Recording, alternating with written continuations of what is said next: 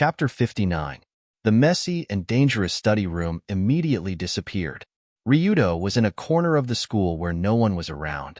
Tenmu Iam's beautiful face that made people want to vomit also disappeared. In its place was sensible Goro's handsome face that made people want to beat him up. Moreover, Ryudo and Sensible were still holding hands. The handsome guy in front of him had a look of excitement in his eyes. At this time, it should be about half an hour before Ryudo's Carefree Pagoda suicide show.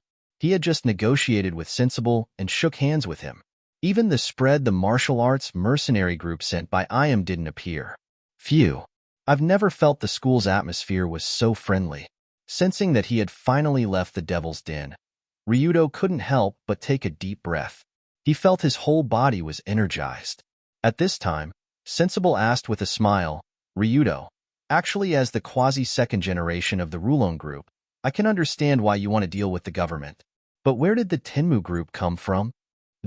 Not long ago. Let's not talk about it. Let's run." Ryudo instinctively wanted to reply that, not long ago, the Tenmu group planted a mole around him or something like that. But his expression immediately changed. He grabbed Sensible's wrist and ran away. Say my ass, leave first. If Ryudo remembered correctly, that deadly Augusta Westland AW-101 would immediately appear above his head. The three mercenaries would also immediately parachute down to kidnap him. With Ryudo's current strength, it was impossible for him to come out alive after being caught in the Carefree Pagoda. As long as he entered, he would die. No matter how many times he looked back, it would be meaningless.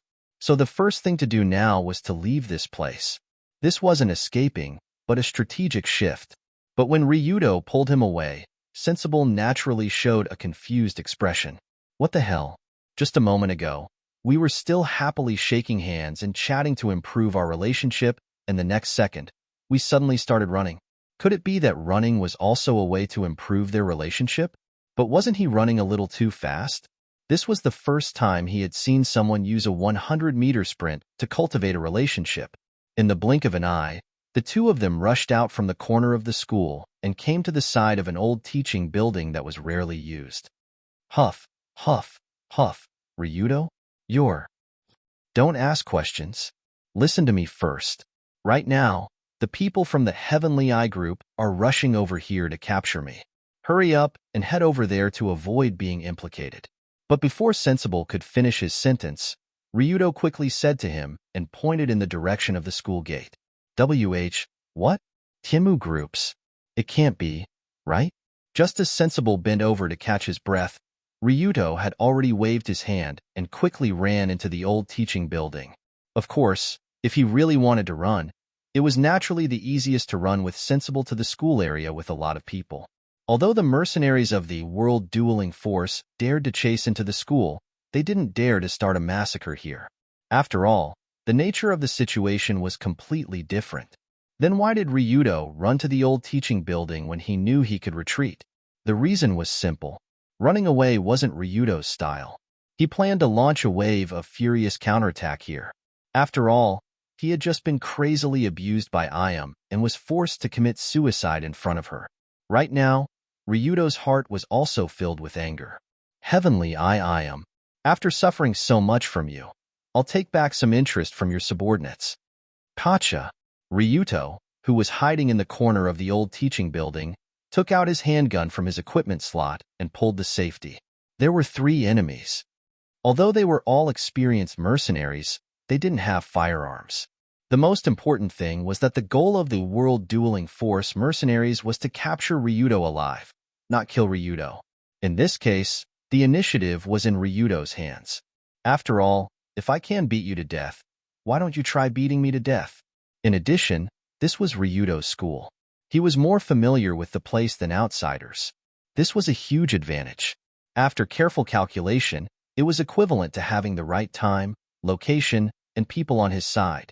He also had a gun in his hand.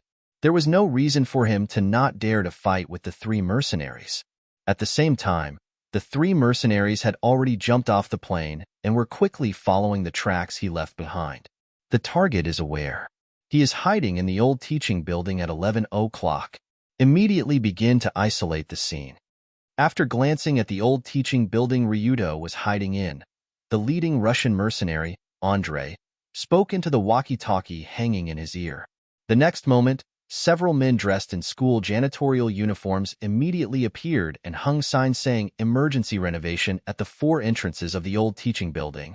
Moreover, they quickly used fences to block all the roads leading to the old teaching building to prevent students from entering the war zone. It was obvious that they were the janitors. This time, the old teaching building where Long Do was located could be said to have become a cage, an incomparably huge cage. But when the 3 mercenaries quickly went up the stairs, they didn't realize who the cage was set up for.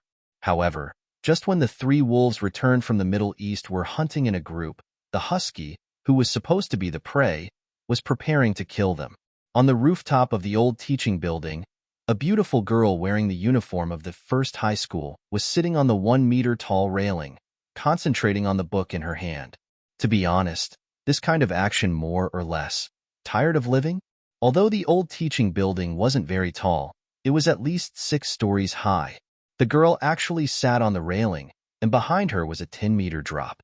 If she leaned back, she would fall into the abyss. But the girl didn't care. She had a calm expression on her face as if she was sitting on the stairs, reading a thick book with great interest on the railing that was only 1 step away from death. A light breeze blew on the girl's cheeks and blew up the brown hair on her forehead. Even if one were to judge her with the most picky eyes, this girl named Yun Yin in the moon vision was still a beauty, the kind that couldn't be picked out at all. She was delicate and sweet, more beautiful than peach blossoms. At first glance, she was a 9 out of 10 beauty, but she wasn't that otherworldly. But with a second and third glance, she became more and more beautiful. There was a unique sense of beauty that seemed to be able to penetrate into the soul of others. Apart from her moving appearance and her perfect figure that made her look too tall, short, fat, and thin, the most impressive thing about her was none other than Yun Yan's gentle, generous, and absolutely dignified words and actions.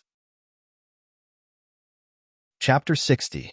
Yun Yan Tsukuyami was a 3rd-year student at Tori First High School. She was the daughter of the Tsukuyami Financial Group, an international technology company. Her status was on par with the 2nd-year student Kanzaki colored glaze. However, she usually treated people with sincerity, gentleness, and generosity. She was so amiable to everyone, without any airs, and always had a gentle smile on her face. She didn't have the delicateness and arrogance of a young lady, nor did she have the nobility and willfulness of a young lady. All she had was an elegance and calmness that no one could find fault with. She was as impeccable as the kid next door. A perfect young lady, a perfect woman. No one would dislike Yun Yan unless there was something wrong with that person's brain. Such an exaggerated perception was the general public's impression of Yun Yan and Tsukujigami. Without a doubt, such an evaluation could be said to be extremely high. It had already reached the clouds and was even about to ascend to the heavens. However, from Yun Yan's point of view, this was not what she saw in her eyes. I, Yun Yan Tsukujiri, am actually a very boring person. Yun Yan didn't know when she started to feel this way. As a true heaven's chosen daughter, she had been born with a charm that was beyond the reach of countless ordinary people. No one would dislike her, and no one would speak ill of her. No matter what she did, she would be praised. But such a convenient ability, she was tired of it. Yun Yan was soon tired of such a world, and she was also tired of such a person. She, who possessed a powerful charm that could make people like her no matter what she did, had instead lost her own path amidst everyone's praises. If Yun Yan wanted to do it, she could become a star, a president, a prime minister, or even a saint. However, she was not excited at all, because this kind of achievement was not achieved by Yun Yan's hard work, but by her natural strong charm. Could such an achievement still be called an achievement? At least not in Yun Yan's opinion. At this time, Yun Yan, who had avoided the noisy crowd, sat alone on the roof of the old teaching building and closed the book in her hand. Phew, so that's how it is. This novel writing method even monkeys can understand is really beneficial. After getting down from the railing, Yun Yan put the thick book in her bag and stretched. When she stretched, her well-developed and alluring figure became particularly obvious. Fortunately, there were no creatures around. Otherwise, he would have a nosebleed on the spot. That's right, the book Yunyin was hiding here to read was something similar to a novel teaching, which was also one of her future dreams. The world of literature was a relatively fair world. No matter if the writer was ugly or beautiful, rich or poor, the words they wrote were all the same. No matter how charismatic I am, it won't make my novel better, right? And if I use a pen name to write, no one will know who I am, right?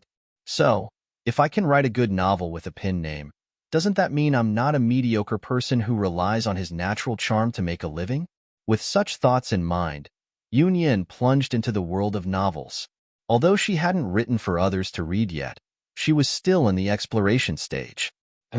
What is that? Just when Yunyin was considering if she should continue to improvise a few paragraphs, she suddenly saw the cleaners downstairs pulling up the fence and hanging up a sign. This old teaching building was only occasionally used for some side classes. No one would come here after school. Therefore, Yunyin was relieved to stay here and not be surrounded by friends. But something strange seemed to have happened today. Could it be that this building needs to be repaired or cleaned? If that's the case, then I'll leave first. I don't want to cause trouble for Mr. Cleaning. After nodding her head, Yunyin picked up her backpack and walked down the stairs with brisk steps. Of course, what Yunyin didn't expect was that the old teaching building she was in had become an existence similar to the Middle East battlefield.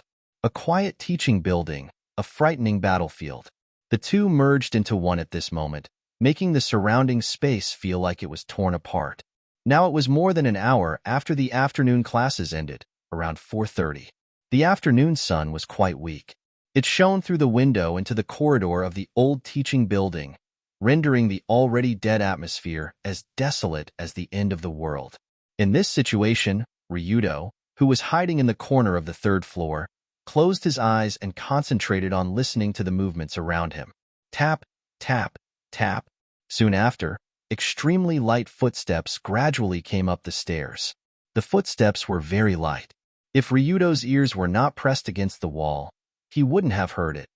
From another angle, it was not difficult to see a figure in a green combat suit slowly moving towards the corner where Ryudo was. The first one to reach here was the Russian mercenary who captured Ryudo before, Andrei. At this time, he was trying to move as quietly as possible. At the same time, he was observing his feet, afraid that he would step on something small that would make a sound. At this time, the classrooms in the teaching building were all locked. There were no students around, which created a good opportunity for Andrei and the others to capture him.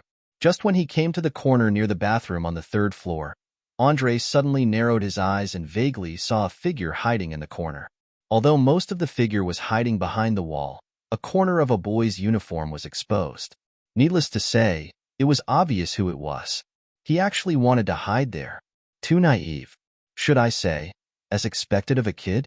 After observing the surrounding terrain, Andrei immediately crouched down and crawled forward in a nearly crawling posture. This special movement method guaranteed that he would not make a sound. Fortunately, the moment he rushed out, he caught the kid by surprise and caught him. 3, 2, 1. Move.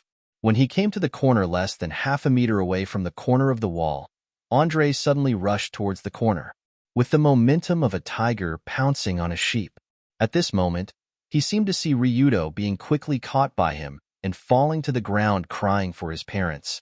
However, when Andrei pounced forward and hugged the target in the school uniform, he knew that he had been tricked. Because what appeared in Andrei's eyes was not a living target. It was a mannequin in a school uniform. Shit. Before the mercenary could quickly retreat, a figure had already descended from the sky and swung his elbow towards the back of Andrei's head. Chapter 61. Just as the iron elbow descended from the sky, Andrei finally realized where this guy was hiding. Indeed, Ryuto was hiding in the corner between the corridor and the bathroom. But he didn't stand on the ground. Instead, he grabbed onto the drainage pipe and climbed up the wall. When Andrei's attention was attracted by the dummy wearing Ryuto's clothes, Ryuto began to wait for an opportunity to strike. Wearing a short-sleeved shirt, he descended from a height of 3 meters and hit Andrei's head with his elbow. This strike was firm and firm, Even Ryudo's elbow felt some pain. Even the perpetrator felt such a huge recoil, not to mention Andre, who was the victim of the attack. When the elbow landed on Andre's head, he felt dizzy and saw stars. It was as if the scene in front of him was rapidly changing. The current Ryudo didn't learn any martial arts, nor did he have any combat experience. Therefore, his LVL3 physique, professional expert physique, couldn't be fully utilized.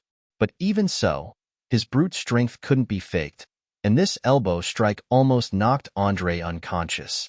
But just as he was about to fall to the ground, Andre fiercely bit the tip of his tongue and relied on the sharp pain to clear his mind. I can't faint. If I do, I'll be finished. At this moment, Ryudo pulled out an ordinary dagger from his equipment slot and stabbed towards Andre's back. But because he didn't have any experience in using weapons, this step wasn't quick enough.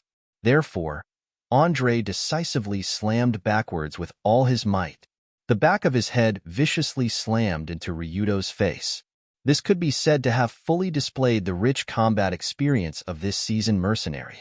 In a moment, Ryudo only felt a strong gust of wind, and a black shadow flashed by, and Andre slammed into him. Although Ryudo's head moved at the last moment, and his nose wasn't broken, but he was still pounced on by Andre. Once an expert made a move, it was obvious. The difference in experience between the two was like heaven and earth. The number of times Andre fought was probably more than the number of times Ryudo ate, so naturally he wouldn't be defeated so easily.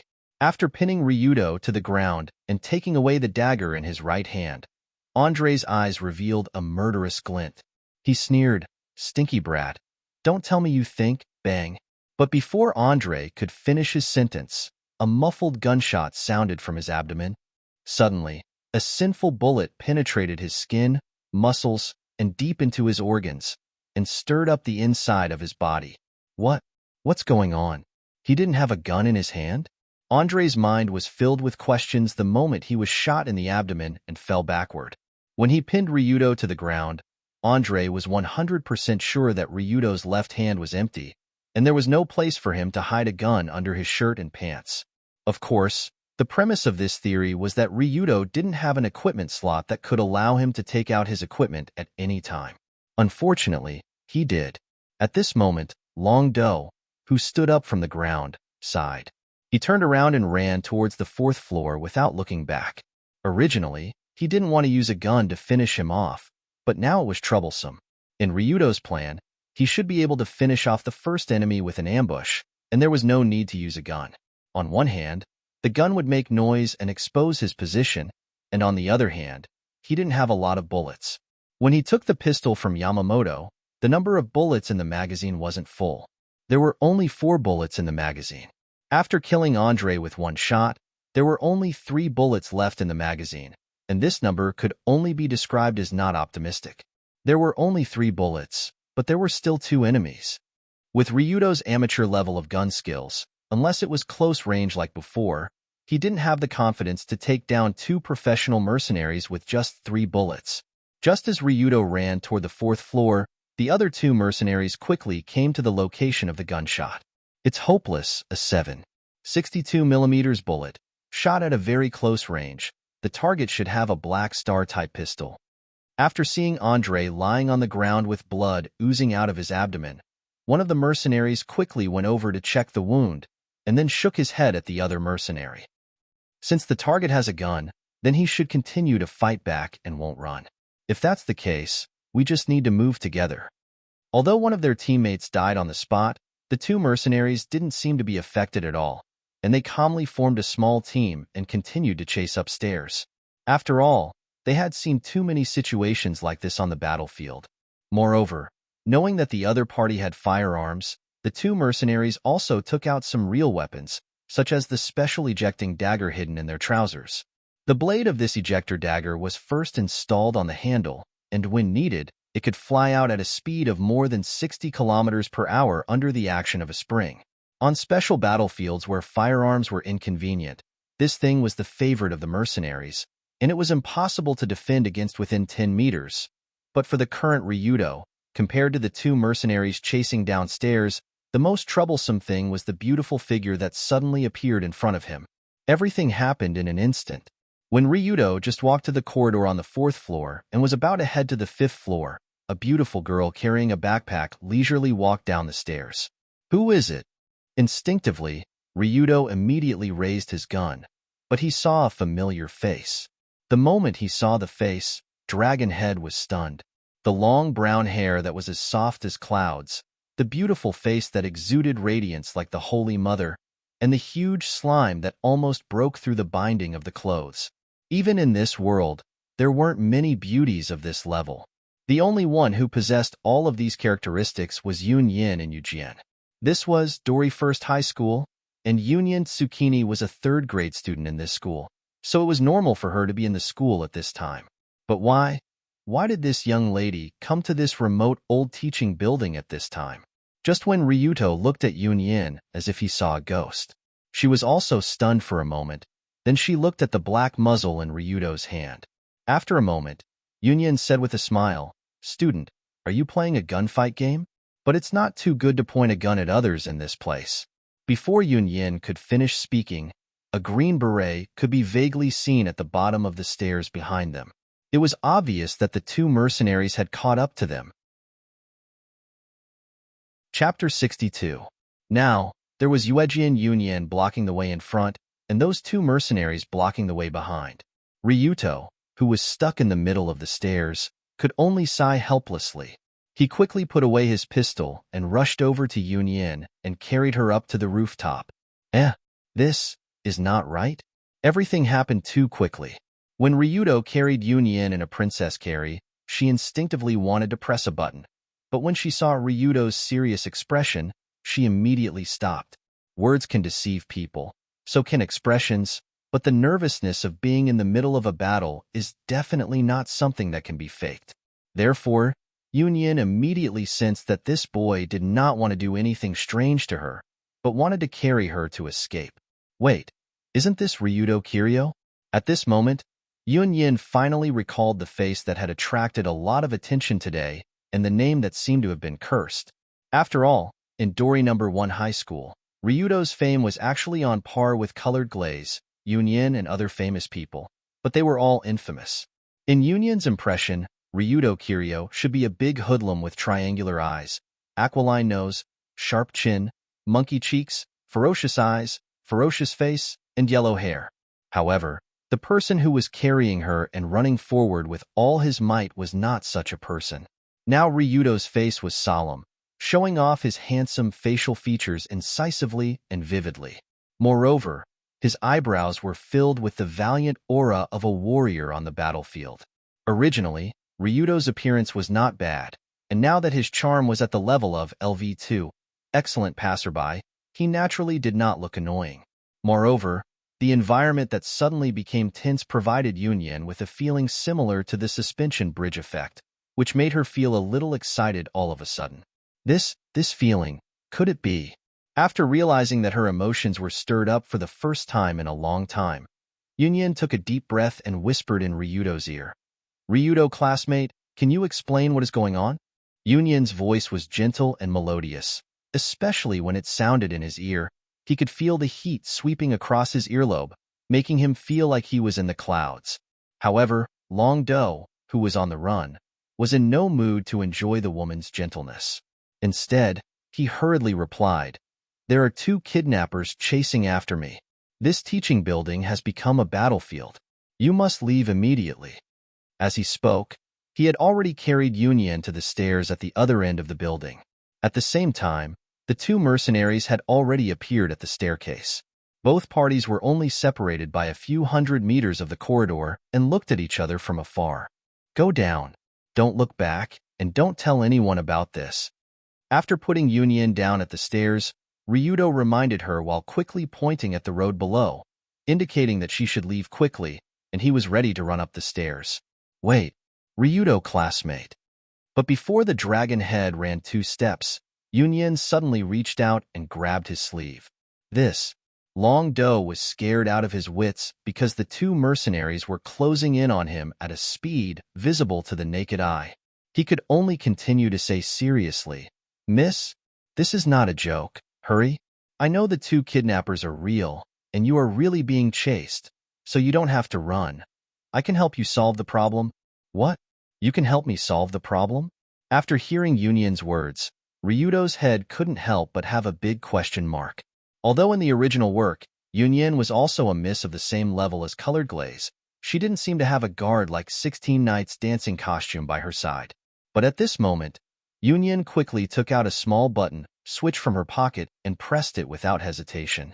After completing this action, the two mercenaries were already more than 50 meters away. They were about to pounce on the two. TSK. No way. Seeing that the other party was quickly rushing over, Ryudo quickly blocked Yunyan behind him, and he took out his pistol and pointed in the direction of the two people. In the long and narrow corridor, the conflict was about to break out. But in the next moment, something that Ryudo and the mercenaries didn't expect suddenly appeared. Buzz, buzz, buzz. Buzz, buzz, buzz, buzz. Accompanied by a rapid buzzing sound, two multi-axis rotor miniature drones that were slightly larger than a football quickly appeared beside Yunyan, and the muzzle below was aimed at the mercenaries rushing over. What? Before the two mercenaries could react, a barrage of bullets had already blasted their bodies. For these two experienced mercenaries, if it was only the small pistol in Ryudo's hand, they were still confident that they could dodge it. But these two drones were different. In this small corridor, hundreds of bullets directly hit their bodies, and they fell to the ground on the spot. When Ryudo saw this scene, he was stunned. It wasn't until now that he remembered that in the Tsukujiri Consortium, a multinational company famous for high-tech, the core field was all kinds of intelligent machinery, from automated mechanical arms, and other automated mechanical and electrical equipment, to mechanical birds, mechanical dogs, drones, intelligent butlers, and so on. This was the main business of the Tsukujiri Consortium. For such a high-tech company, it was only natural that they would have extremely high standards for the security of their young Mississippi. Therefore, it wasn't that Yunyan didn't have bodyguards, but her bodyguards didn't need to be around at all times. They could fly over at any time to protect her. When she saw Ryudo's dumbfounded expression, Yunyan raised the remote control in her hand and explained with a smile, "Don't worry, the shots were all low-dose anesthetic bullets. They won't kill anyone, probably." Although the words "probably" made people feel that it was quite unreliable, the mercenary kidnapping incident was unexpectedly solved. Oh my god, there were such special bodyguards around Yunyan. This was a scene that didn't appear in the original work. After glancing at the two real guys floating around Yunyan, Ryudo couldn't help but feel a lingering fear. If his action of rushing over to pick up Yunyan was deemed as an intentional assault, then the one who would be taking a bullet right now would probably be him. Okay, Ryudo, since I helped you, then you should explain to me what is going on, right? I'm very, very interested in this. Oh. At this time, Yunyan came to Ryuto in high spirits, waved her hand, and then showed him a crazy smile. Chapter 63. For the vast majority of people, the scene just now was obviously surreal. Who has ever been chased by kidnappers in school and fought with them with a gun? People who would answer yes should be rare.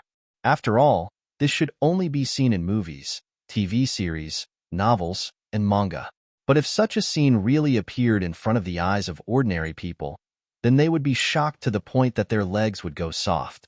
Fear and confusion would quickly break through the mental limit, and they could only be confused like a headless fly. However, there were very few people who would be excited by this surreal scene. They would be excited to be trapped in a situation where they could die at any time. This kind of excitement would lead to a crazy increase in the amount of dopamine secretion in the brain, resulting in excitement and joy emotions. Very coincidentally, Yunyan in Tsukiji was such a person. After understanding that Ryudo was really being chased, Yunyan felt her heart beat so fast for the first time, and her face became red. Excited, excited, so excited. Although on the surface Yunyan still maintained the demeanor of a young lady, her heart was already blooming with joy. It must be known that this kind of scene was not something that anyone could see, especially for Yunyan, who had been well protected since childhood. She was an ordinary girl who had never been kidnapped. Of course, Yunyan was not a person who simply pursued this kind of excitement. She was most concerned about the sudden surge of inspiration in her brain after sufficient stimulation. Inspiration, like a spring. Suddenly, she wanted to take out a pen and write down the legendary scene in a book. Her desire to write was unprecedentedly high. As a future famous writer, self-proclaimed, Yunyan always thought that she needed a variety of experiences to enrich her experience to be able to write a truly moving story. People who have never experienced a hail of bullets, can they write that kind of life on the battlefield? People who have never been kidnapped, can they write that kind of pain and helplessness? People who have never held hands with a girl, can they write that kind of blushing and heartbeat in love? Of course not. At least in Yunyan's view, it was not possible. At this moment, a huge inspiration suddenly gushed out from Yunyan's mind. Ryudo Kiryu was, without a doubt, a man with extraordinary experiences and a man who lived a different life from ordinary people. Being in the dark and walking on the tip of a knife, one's head could fall to the ground at any time. Death would be a worthy death. Corpses would be strewn on the streets or sink into the Gulf of Tokyo. However, it was precisely this sense of danger and excitement that made his life seem more realistic and could arouse the interest of readers. It was hard to say whether the reader's interest would be piqued, but Yunyan's interest was completely piqued. However, this kind of interest was not a bad thing for Ryudo. After all, Yunyan was a companion that he wanted to rope in, and she was also one of his dream lovers. That's right, I won't pretend anymore. I just want her body, Ryudo Kiryu. With such feelings, Ryudo roughly described his experience with the Heavenly Eye group. At the same time, he also took a look at Yunyan's stats. As expected, Yunyan's stats were quite exaggerated, although her 3 measurements were also exaggerated. Cough cough. Name, Yunyan Sakimike's age. 17 stats. Intelligence LV2, Constitution LV1, Courage LV3, Insight LV1, Charm LV5. Born with extreme charm and professional level guts. This was the full picture of Mist Sakimike's stats. In the process of Ryudo's description, Yunyan looked rather calm, but the smile on her face became more and more obvious. I see. After hearing about Longdo's encounter, Yunyan suppressed her excitement and tried her best to say seriously, "You're being chased by people from the Heavenly Eye group. You're really unlucky." That's right. If it wasn't for your help, Yunyan, I would probably have to take some risks to solve it. Ryudo was actually quite surprised by Yunyan's help. After all, in the original Red Photo Album 2, No Survivors, Yunyan wasn't the kind of female lead that often involved fighting. Yunyan was the second female lead. In order to show the difference between her and the first female lead, the colored glaze, the plot for Yunyan was completely different from the colored glaze. Because Yunyan's dream was to become a writer, every time the players met with her, it was in the library or bookstore. The things they discussed were also rather relaxed, youthful topics. In Yunyan's personal line, in order to let her experience the life of a civilian and obtain writing qualifications, the players took Yunyan, who had no social experience, away from home. It was commonly known as eloping. While the two avoided the pursuit of the Tsukujiri Consortium, they experienced a journey from the east to the westernmost part of Japan. After many difficulties on the journey, Yunyan finally grew up, and the novel she wrote also had the power to be deeply rooted in people's hearts. In the end, they reached a happy ending. Compared to the colored glaze line, which often involved the survival of Japan and the confrontation between black and white, the Yunyan line was much smaller, more youthful, and more warm. This kind of personal line was more like a love drama in the traditional sense, rather than the urban love adventure action mystery science fiction historical drama in the colored glaze line. But this kind of description focused on youth also made the players not know as much about Yunyan as the colored glaze. What was Yunyan's daily life like? Was she threatened in any way? What was the conflict between the Tsukujiri Consortium and the Tenmu group that she belonged to? How was the conflict resolved in the end? And no matter at the end of the line, the game would enter the Inai Hanan Temple incident, which was the major event where Tenmu Iam decided to turn the entire Japan into a sea of fire and destroy the country. This incident was the climax of the game. In the colored glaze line and the third female storyline, the protagonists were involved in the whole process, but only Yunyan did not participate in the story. She only vaguely mentioned a few words. Therefore, Ryudo's impression of Yunyin and Tsukujiri was actually different from the first and third female protagonists. He would think that she was more civilian and less violent. However, Yunyin's next request subverted Ryudo's understanding of her. After straightening her expression, Yunyin asked in a serious tone, "Ryudo-san, actually, I have something to ask you. You don't have to be so polite, Yunyin. Just say what you want." "Then I'll say it directly. I want you." "Ah, that's too rash. Actually, I want you to be my research sample." "Sorry, there seems to be something wrong with my ears or my head. Can you say it again in detail?" After hearing Yunyin's words, Ryuto reached out to dig his ears and patted his head, as if suspecting that there was something wrong with his ears or his head. "I hope you can be my research sample. I want to study your life, your past, present, and future experiences in order to write a novel that can shock people." Seeming to understand what Ryuto was surprised about, Yunyin expressed her thoughts in clearer words. Chapter 64. Words had the power to shock people's hearts.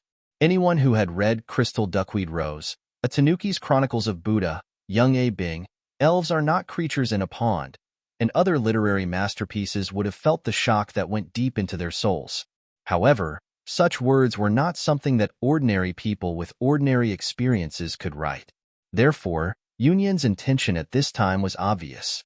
She wanted to observe Ryudo's past, present, and future life experience in order to write a real masterpiece.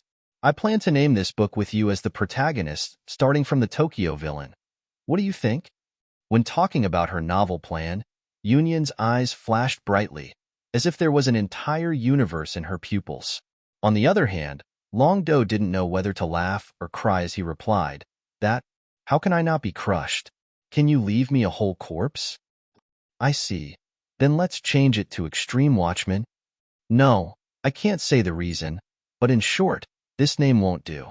"Then let's Extreme Lord, Breaking Extreme Path, Extreme Path Continent, the years I was a corpse collector in Tokyo Bay. Stop. Don't think about the name. In short, you want to get inspiration for writing by observing me, right? But this will be dangerous. Are you sure you want to do this?"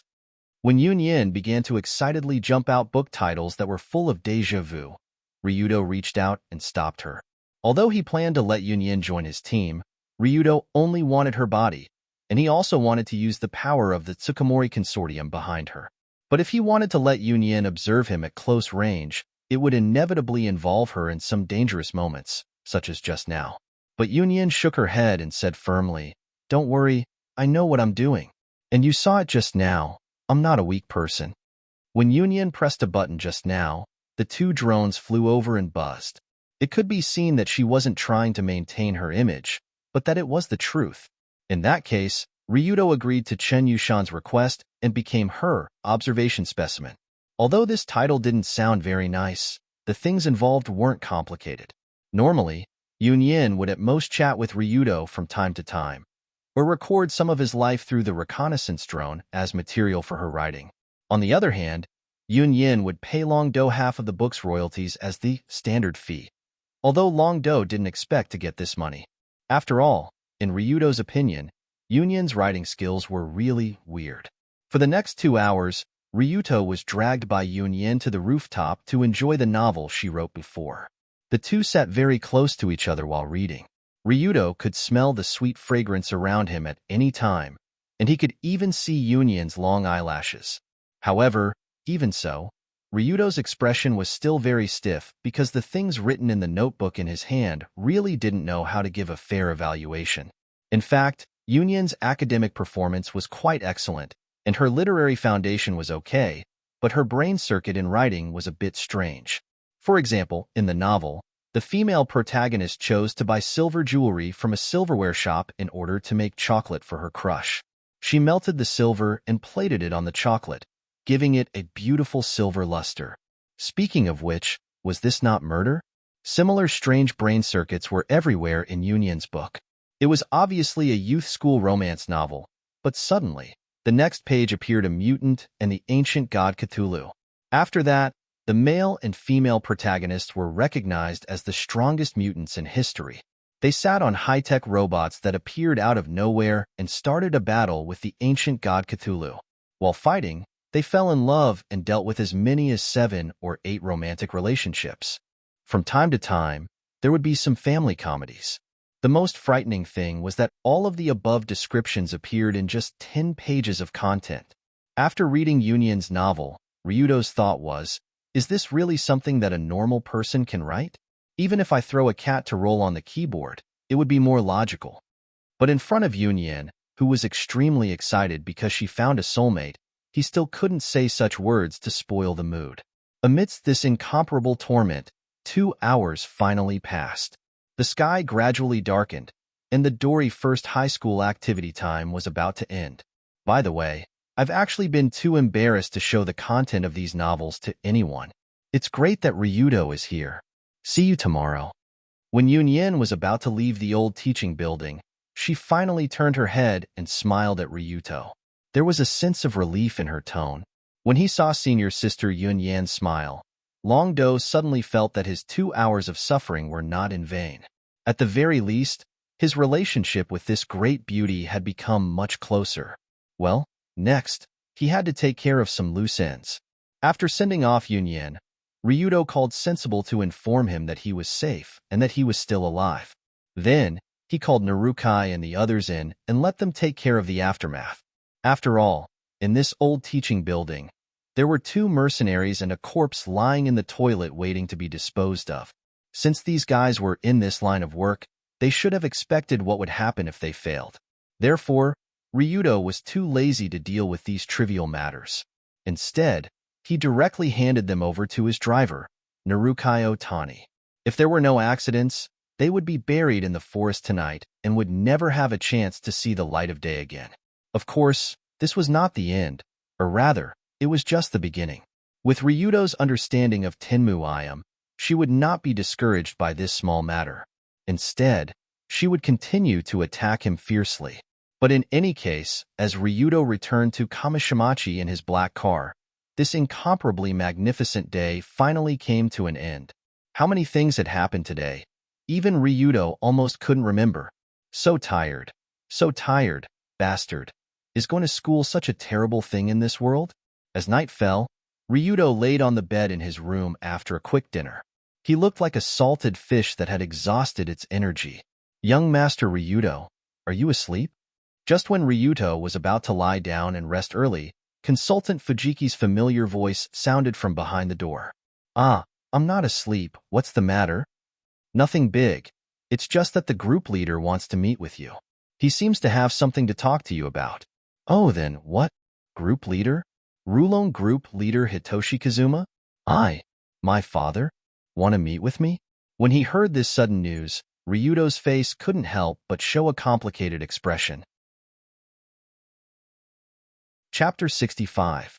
For the current Rulon Group's leader, Kazuma Kirishima, Ryudo's feelings were somewhat complicated. In Red Album 2, no one survived. He stayed in prison the whole time, and he didn't even have a portrait. At most, he was just a passerby. But in this world, Kazuma was a living person, and he was the father of this body. The old saying said that blood is thicker than water, but although Ryudo's body was Kazuma's blood, his soul was not. Under such circumstances, if Longdo were to call a stranger father, it would be somewhat awkward. However, now that the blood father had appointed him to visit the prison, Ryudo couldn't choose not to go, so he could only go to the Tokyo nesting duck prison. So early in the morning of the next day, Ryudo happily skipped class and got into the car to go to the nesting duck prison. According to the original plan, today Ryudo should be looking for his last partner, Takayama Masato. But since his father had something to look for, then he should go and visit him. After all, he was the father of this body. Soon after, Ryudo came to the nesting duck prison located in the suburbs of Tokyo, which was also a place where people in the underworld were afraid to talk about. Some reports could be seen from many places, saying that the prison conditions in Japan were better than many places, which was indeed a fact. First of all, the 3 meals in the prison were guaranteed, and the inside was clean and tidy, safe and orderly, which could be said to be very thoughtful. But the members of the extreme path who really squatted in there knew that the prison in Japan destroyed people's spirit and caused indelible psychological damage. In this damn place, even looking at the guards will be punished. Looking up during the meal will be punished. Closing your eyes when you shouldn't be closing your eyes will be punished. Opening your eyes when you shouldn't be opening your eyes will still be punished. On the first day, I was asked to memorize the entire prison manual. It stipulated how my feet should be raised, how much angle should I raise my hand, and when I sleep, I can only lie on my side or face up. I can't lie face down and I can't cover my face. Otherwise, I will be punished. In any case, it is very, very oppressive inside. Without the permission of the prison guards, you are not allowed to do anything other than breathe. The above description came from the personal experience of a senior of the Rulon group who had been in the nesting duck prison for 5 years. At that time, his vivid descriptions and painful tone had left a deep impression on Ryudo. However, that team leader Tong Shang-yima's sentence was not a short 5 years, but 6 times the sentence of 30 years. Because he was charged with multiple crimes such as serious intentional injury, intentional homicide, and assault on the police. Ima had a high probability of being sentenced to death, but because of his good relationship with a lawyer, it was changed to 30 years in prison. But from a realistic point of view, 30 years of imprisonment was not much different from the death penalty. After all, many death row prisoners in Japan had been in prison for decades without being executed. In the end, they still died of old age. When Ryudo arrived at the heavily guarded prison, he filled out all the forms and waited for another hour before he was let through the door. The prison guards obviously did not welcome Ryudo's arrival, but after all, he was visiting according to the formal procedures, so they could only give permission. Wait here.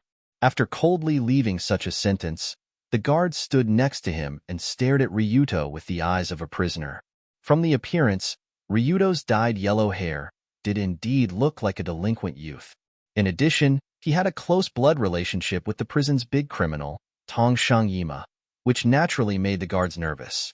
In this visiting room, separated by an iron window in the middle, not long after, the opposite door was slowly opened, and a tall figure walked in with steady steps. In his memory, Ryudo's father's face was actually a bit vague, but he vaguely remembered that his figure was very tall, giving people a feeling of indomitable spirit. But now in the prison, even if Yima was wearing a prison uniform and had a buzz cut, the expression on his face and the aura on his body were still the same as in his memory, and he walked with a straight back. A man should be like this, regardless of whether it was good or bad, indomitable spirit. A dragon trapped in the shallows is still a dragon, and will not become a shrimp crawling because of this. You're here. Today seems to be Tuesday. Don't you have class? When the Rulon group's team leader sat on the stool, facing his son through the iron window, his first sentence was unexpectedly this. For some reason, Yima gave Ryudo the feeling that he did not feel like he was in prison, but like he was in his daily work state and suddenly saw his son appear in front of him. Ha ha ha ha. So Ryudo could not help but laugh, and the austere atmosphere in the visiting room became a lot more lively. Sorry, today I slightly skipped class. You won't spank me, right? If there was no iron window in the middle, maybe I would do that. That's really comforting. For the first time, I feel that prison is a good place. For a time, the father and son actually chatted like this, giving the feeling that they were chatting at home, completely ignoring the serious atmosphere in the prison and the surrounding guards. However, when he heard Ryudo's voice getting louder and louder, the guard who was responsible for monitoring him next to him could not help but say, "Hey, lower your voice. You can't make noise in prison." In an instant, Ryudo turned his head slightly and looked at the guard with a sharp gaze. The current Ryudo was not the ordinary person who just crossed over. In just 3 days, he confronted Tenmuayam, fought with the cat house, threw Sakata out of the 2nd floor in public, killed the mercenaries with his own hands, and so on. After experiencing these big events that ordinary people could not imagine in their lifetime, his momentum has gradually become like a big boss, like a carp that leaped over the dragon gate. Therefore, this gaze was so sharp that the guard who was glanced at could not help but shrink back, as if an invisible knife had been placed on his neck. That's enough. Don't make it difficult for him. He is just doing a job to support his family.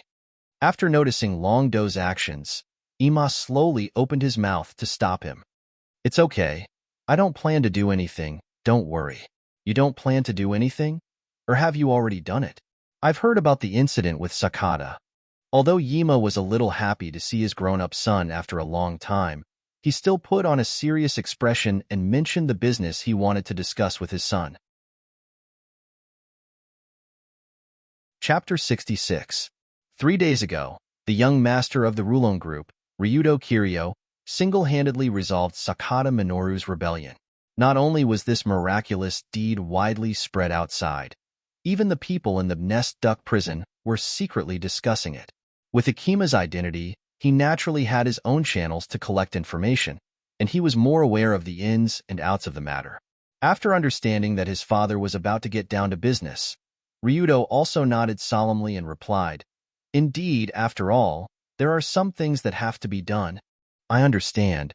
You were also forced to do so.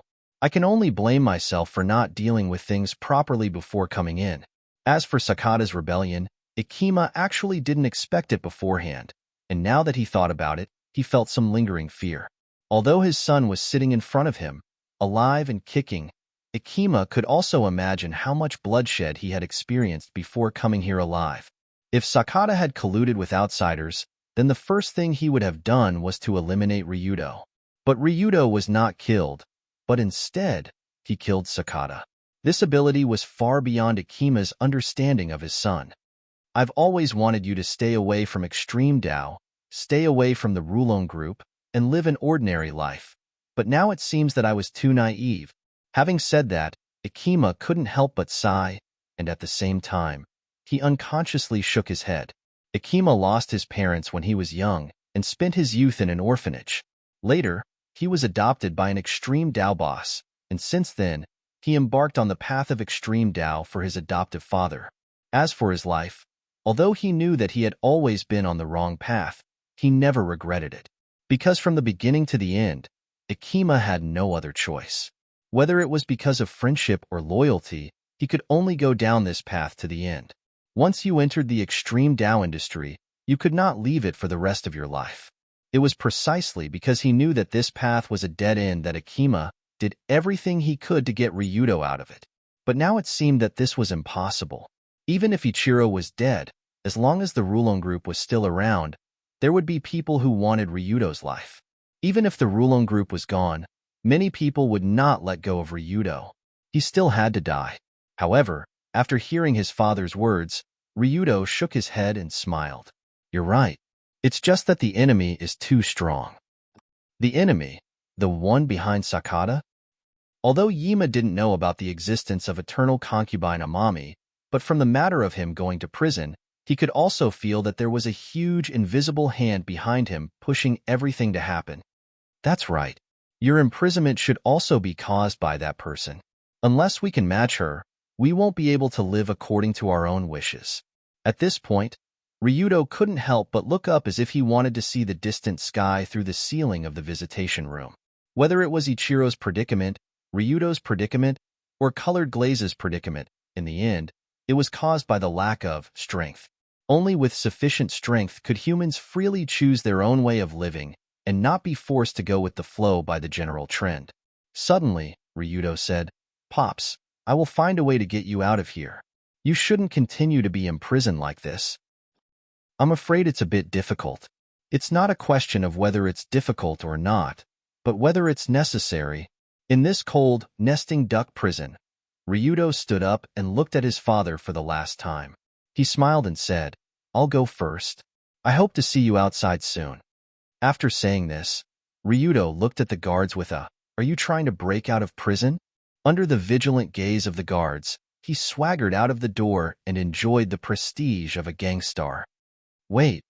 Originally, Long Do planned to say, "The wind is bleak and the water is cold. My son has left and never returned." He left behind a handsome back and disappeared. Who knew that Ima would call out to him at the last moment? Is there anything else? After all, the person who interrupted him was his father, so Ryudo could only obediently turn his head and look. Although your physical fitness is good, you haven't received proper martial arts training since you were young, so you can't use your strength. Go find an old man called Furamaki Sotaro. He is the master of Furamaki-style martial arts and is also my master. He can train you to be a talent. After throwing down these words, Ima also stood up from the stool, leaving behind a back view that said, "The wind is blowing and the water is cold. This old man will leave and never return." He directly left Long Do's line of sight. "Good guy, you're still the best at acting." After being intimidated by Ima's handsome back, Long Do was also escorted out by the guards as if he was a plague. Furamaki Sotaro is his father's teacher? On the way back, Ryudo kept thinking about what Ichiro said. Actually, even without Ichiro's reminder, Ryudo knew where his problem was. Although he had a LV3 physique, professional expert level physical fitness, but in other aspects, he was only at the level of a normal delinquent. A person's combat ability was mainly composed of physique, mentality, combat experience, and combat skills. Other than the first two, Ryudo was a complete mess in the last two. His fists were not good, and he did not know how to use knives or pistols. It was a waste of his good physique, let alone the mercenaries from yesterday. Even if he faced a grandmaster of combat who was not as good as him, there was a high probability that he would not be their opponent. After all, the other person had seriously trained. His imitation of the tortoise fist style was completely like a monkey show to a real martial artist. If he really fought, he would be broken. So Ryudo also thought about whether or not he should find a dojo to train. Who knew that his father would recommend him a master who sounded amazing? Furamaki-style martial arts grandmaster, Furamaki Sotaro. Good guy. Looking at the aura of this sect, looking at the name of this grandmaster, it felt like a hidden master. Suddenly, the image of an old man with white hair and a ruddy complexion appeared in Long Do's mind. He was sitting alone in a dojo, meditating. Narukai, mobilize all the intelligence under the Rulon Group and search the entire Tokyo area for an old man called Furamaki Sotaro. Yes, I will go immediately. So after getting off the car, Ryudo immediately ordered Narukai Otani to mobilize his brothers to search for the old man.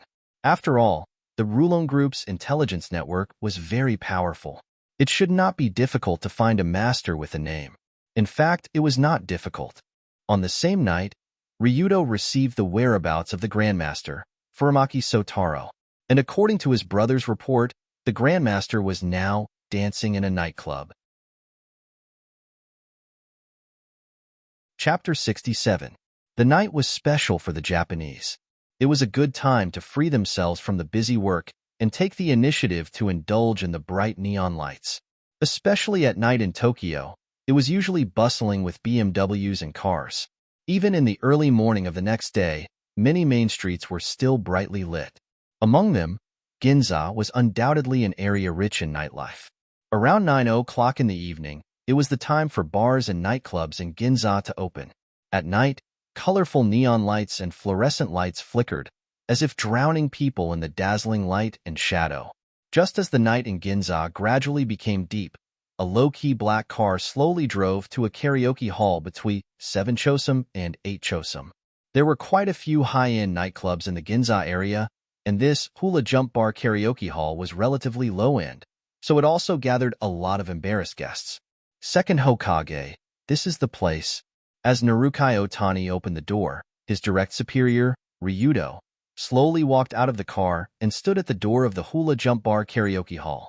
Before entering the door, he had already heard the noise of the dance floor and saw various neon lights flashing with psychedelic colors. There were many similar karaoke halls in Kamashicho, but Ryudo didn't come here to dance. The Furamaki school master actually likes to come to this kind of place. It's hard to understand. After shaking his head, Ryudo walked into the karaoke hall with Narukai. The noisy music, the crazy dancing crowd.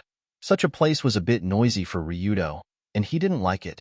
But in order to find the Furamaki school master who taught his father, Furamaki Sotaro, he still came here with a gift.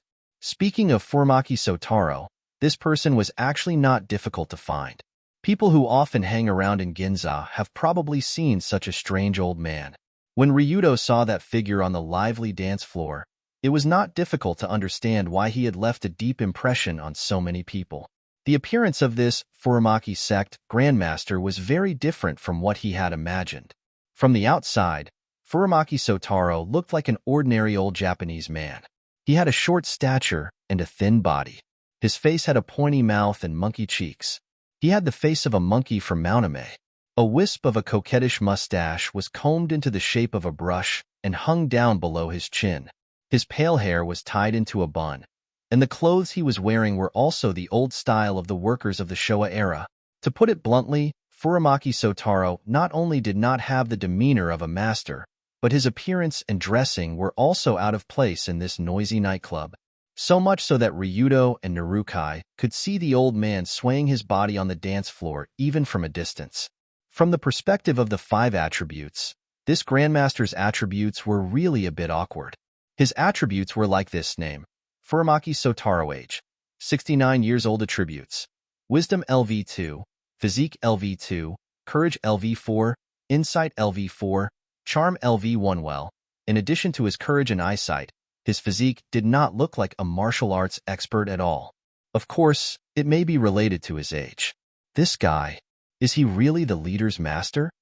Seeing this Furamaki sect grandmaster wriggling on the dance floor, leaning toward a young lady wearing a short skirt next to him, and pretending to inadvertently rub her butt, Narukai really didn't know whether to laugh or cry. But Ryudo shook his head and said seriously, as the saying goes, a great hermit hides in the city. Maybe this grandmaster is the kind of master who has returned to the natural state. Is that so? But no matter how you look at it, he is just a lecherous old man. Don't say that, he still has skills. You see, he has been rubbing that woman's butt for so long, and the woman didn't notice it. Maybe this is a special cultivation method? However, before Ryudo's voice fell, the woman who was being taken advantage of by the Furamaki sect grandmaster seemed to notice something. She turned her head and pointed at the old man's nose and scolded. Second-generation leader. Isn't he discovered? And it looks like he is about to be slapped. Ahem, he was indeed discovered. But when this woman slaps him in a while, he will definitely use a handsome body movement to dodge. Pa? Before he finished speaking, a crisp slap had passed through the dance floor and entered the ears of Ryudo and Narukai. The woman who slapped the lecherous old man after being taken advantage of left, leaving only Furamaki Sotaro with a red mark on his face to continue swaying on the dance floor. Looking at his calm and composed appearance, it was as if nothing had happened and everything was just a dream. Such a thick-skinned grandmaster level really made people admire him. Second-generation leader. Don't talk to me for the time being, I have a headache. However, after seeing this scene, Ryudo couldn't help but walk to the bar and ask for a glass of fresh milk with ice. He raised his head and gulped it down. Don't ask why Ryudo asked for fresh milk with ice. It was because he was only 16 years old and was not an adult yet. He couldn't drink indiscriminately and could only drink milk to relieve his worries. Damn it! How could such a decent person like his father have such a lecherous master? And looking at his appearance, he didn't look like he could fight at all. What's going on? After drinking the milk in the glass, Ryudo put the glass on the table and sighed deeply. He seemed to feel that his future was full of troubles and that he had never met a decent person. However, he didn't know whether it was Ryudo's yellow hair that was too dazzling or the way he used milk to relieve his worries that was too funny. Therefore, the 2 young men who looked like gangsters immediately laughed and mocked. Little brat, if you like to drink milk so much, don't come to this kind of place. Go home and drink it. After hearing these words that were obviously looking for trouble, Narukai, who was standing behind Ryudo, couldn't hold it in anymore. Hey, are the 2 of you looking for? Wait, don't do it here. Just as Narukai Otani was about to press the 2 young men on the table and teach them a lesson, Ryudo stopped him. Sorry, I was rude. I shouldn't have done it at this time. After understanding that the second-generation head was doing something important and didn't want to cause trouble, Narukai took a deep breath and forcefully suppressed his anger. However, Ryudo shook his head and moved his mouth towards Furamaki Sotaro, who was still having fun on the dance floor not far away. He smiled and said, If you want to fight, don't fight here. Go to the dance floor and fight. The dance floor? Ah, I understand. Narukai was also a smart person. He immediately understood what Ryudo meant. Therefore, He turned his head and grabbed the two young men's collars without hesitation. Like pulling two chicks, he threw them in the direction of Furamaki Sotaro. Chapter 68. Ryudo's meaning was obvious. Since it was the two punks who came to cause trouble first, he should just do it. Talking to them would be a waste of time. But since he already made a move, he might as well use this opportunity to test if the disco master had any real skills. After all, although Yima had learned a few moves from Furamaki Sotaro, it was many years ago. Who knows if this old man had Alzheimer's? Then wouldn't he be a perverted old man who only knows how to rub people's butts? Bang! Accompanied by two strange sounds, the two punks were grabbed by Narukai and thrown to the ground. Someone is fighting. Oh, good fight. Hurry up and do it. Don't push, just watch the monkey. As the two punks were thrown to the ground, the young people who were dancing on the dance floor quickly moved away. Their faces were even filled with smiles and excitement. In this kind of nightclub, there would be people fighting almost every night. Everyone was used to it. Even the bodyguards in this la-la-ba disco were too lazy to care about the people who were fighting. At most, they would drag someone out and throw them into the garbage after they fell to the ground. Bastard! You! Pwah!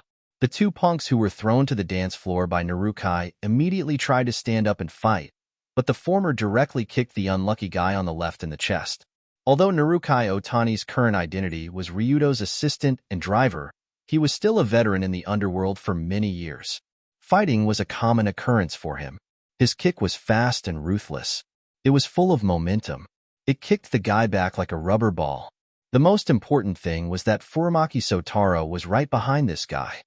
TSK, seeing the punks coming towards him, Furamaki Sotaro couldn't do anything. A glimmer of light flashed through his seemingly old and dim eyes.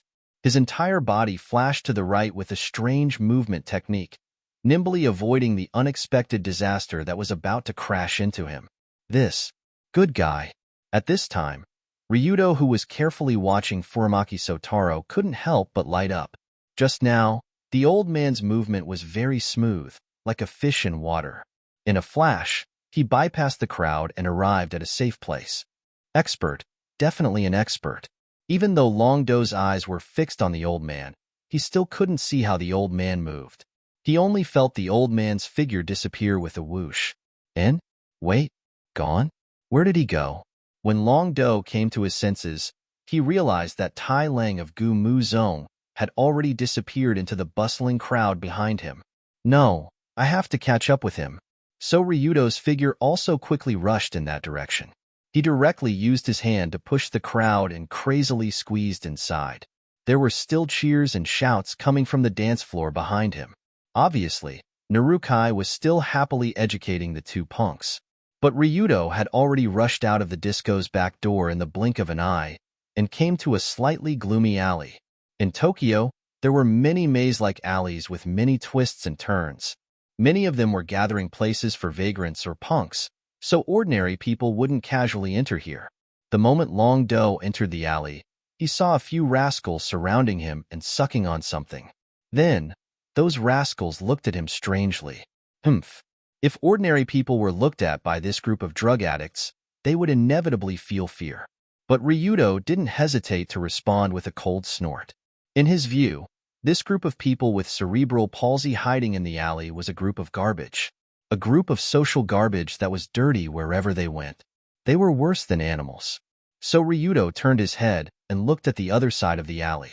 He just happened to see Furamaki Sotaro's figure that was about to disappear into the darkness. Don't think about running away. Unworthy old pervert master. Ryudo also quickly chased in the direction where Furamaki Sotaro ran. There were a lot of debris in the alley, and it was quite difficult to walk. But the old man Furamaki quickly ran forward as if he was used to it. If it was an ordinary person, he would definitely not be able to catch up with him. But Ryudo benefited from the physique of a professional. He still followed closely behind in this complicated environment. Sotaro ran, Ryudo chased. Sotaro continued to run, Ryudo continued to chase. The two of them, one running, one chasing, one running, inexplicably lasted for a full half an hour. That brat. Who is that brat? Why do you keep chasing after me and not letting me go? After running for half an hour, from Ginza Mokom to Ginza Akaidakom, and then back to Ginza Mokom, the old man who was chased for more than a dozen streets finally couldn't take it anymore. Huff, huff, huff. Stop, stop. Suddenly, Furamaki Sotaro panted as he came to an open space next to a small alley. He stretched out his hand and made a stop gesture to Ryudo behind him. You finally stopped running? When the chase finally came to an end, although Long Do was also panting heavily, he was naturally much better off than a certain 69-year-old comrade. If you don't chase me, I won't run. If you don't run, why would I chase you? Is it because I've been rubbing against a girl's butt? This. After being rebuked by Ryuto, Furamaki frowned and could only take a deep breath.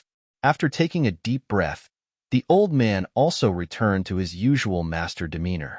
He raised his chin and asked in a casual tone, "Young man, why are you looking for me?" Ryuto smiled and replied in a tone that was neither servile nor overbearing, "I want to be your disciple." Disciple? I see. But why do I have to teach you? My father is Kirishima Kazuma. He asked me to come to you. There was a hint of pride in Long Do's voice when he said this. In his opinion, since Sotaro was his father's master, then the two of them should have some master and disciple relationship. He should not hesitate to accept him as a disciple. Who knew that Furamaki Sotaro's face changed when he heard the name and said in an angry tone, "It's him. That bastard asked you to come here. You're that bastard's son?" Different from before, Furamaki Sotaro's tone was obviously angry, which made Ryudo feel that something was wrong. That's not right.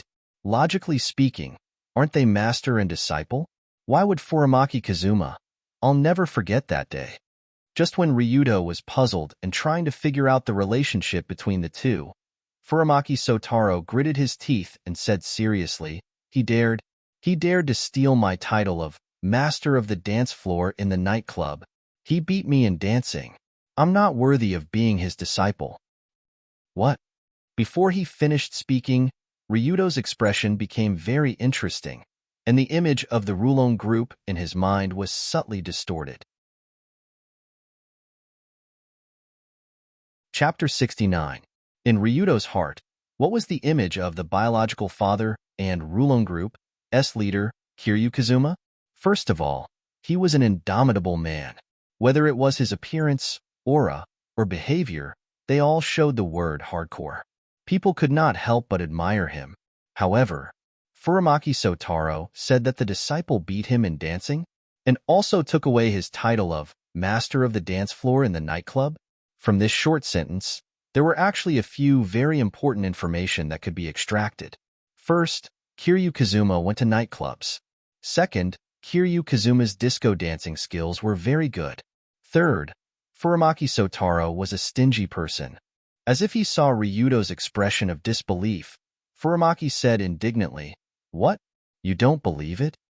"It's not that I don't believe it. It's just that it feels a little different from the old man I know.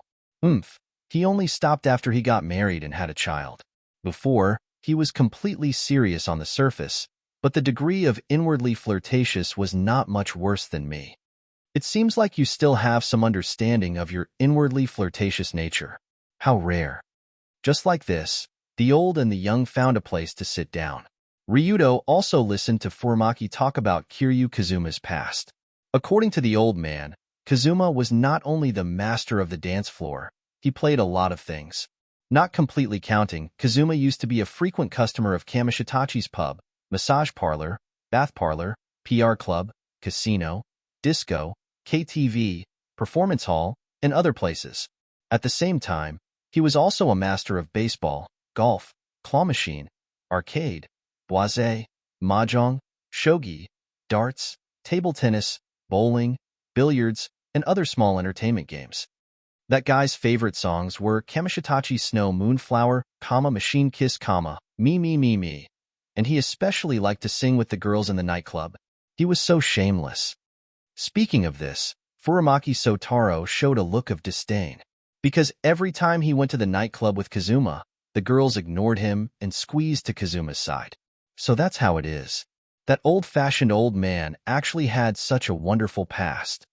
After hearing so many stories about his biological father, Ryudo felt like crying and laughing. He originally thought that Kazuma was a decent person, who knew that he became decent after getting married and having children. He used to be this kind of a slut. However, since Yima grew up on the streets, and his adoptive father was a member of Extreme Path, it was only natural that he would be influenced by these things from a young age.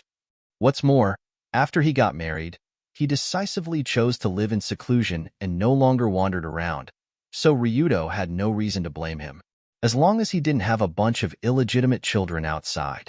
After talking about the past, the old man couldn't help but sigh and said, "Speaking of which, that was a matter of 10 or 20 years ago. Time really flies." Since Kazuma founded the Rulon group, he rarely contacted Sotaro. The two master and disciple could be said to have become strangers. But Sotaro didn't blame him because Sotaro knew that this was because Kazuma didn't want him to be involved in the grudges of Kamishitachi, so he took the initiative to distance himself. At this time, Ryudo also smiled and complimented, "Isn't that so? But seeing that you can still be energetic after being chased by me for more than 10 streets, old man will definitely be happy." "Humph, don't flatter me. Anyway, it must be that Kazuma has too many enemies outside, and he's afraid that you will be in trouble outside, so he thought of this old man. More or less. Anyway, there are indeed tens of thousands of people who want to kill me now. Can you teach me a few moves?" "You're exaggerating. In fact, it's not impossible to teach you, but it depends on whether you're cut out for it." Suddenly, Furamaki Sotaro stepped back a little and carefully looked at Ryudo from top to bottom. After all, the reason why Tongsheng Yima was chosen by him to teach him the ancient Mu-style martial arts was mainly because of his extraordinary talent. If he was born in the Warring States period, Kazuma would definitely become a famous samurai. This was Sotaro's evaluation at that time. In fact, this was indeed the case. When Kazuma learned the Furamaki-style martial arts, he once swept the largest underground fighting arena in Kamishitachi, the Sai River Underground Fighting Arena, and created the legend of undefeated in 100 battles. When he met with Kazuma yesterday, Ryudo saw the attribute value and confirmed this point. After all, the physical attribute of the leader actually reached the LV4 physique, International Warrior level. Exaggerated physical attributes and rich combat experience, coupled with the Furamaki-style Palea martial arts system, it was no wonder that Kazuma could make a name for himself in Kamishitachi. Even if there were 70 or 80 punks, they wouldn't be enough to beat him. After feeling Sotaro's doubts, Ryudo also straightened his back and said confidently, "I just chased you for more than a dozen streets. Do you think my physical attributes are not good enough?" With Ryudo's current LV3 physique, professional master level physical ability, not to mention other things, in this age group, it was definitely a monster level. After all, how many minors had the physical attributes of a professional player? But Sotaro shook his head and said, "There's nothing to say about physical attributes, but learning the Furamaki-style martial arts doesn't rely on strength, but on comprehension. Of course I know this, but my brain is still. Forget it, it's just average. It's useless to say more. In short, first punch me and see." After saying that, Sotaro stood up and walked to the side of the open space. "Me? Punch you?" Although Ryudo also followed, he was a bit surprised by this request. The Furamaki-style martial arts is a martial arts of self-defense. It is not proud of taking the initiative to attack. The strongest 3 profound skills of the style are all counterattacking skills. At this time, Sotaro put on the demeanor of a master and slowly said with his hands behind his back, "Martial arts of self-defense? Focused on running? This is my escape route." Something like that? Although he felt that the Furamaki-style martial arts had dropped to the extreme, Ryudo still obediently put on a posture and punched towards Sotaro, who happened to be in attack range. This punch didn't have any skill to speak of, but the speed and strength were very good. It reflected Ryudo's fighting principle of random punches can kill the master. But just as he punched out, the moment when he didn't hit the opponent, the short body in front of him suddenly flashed.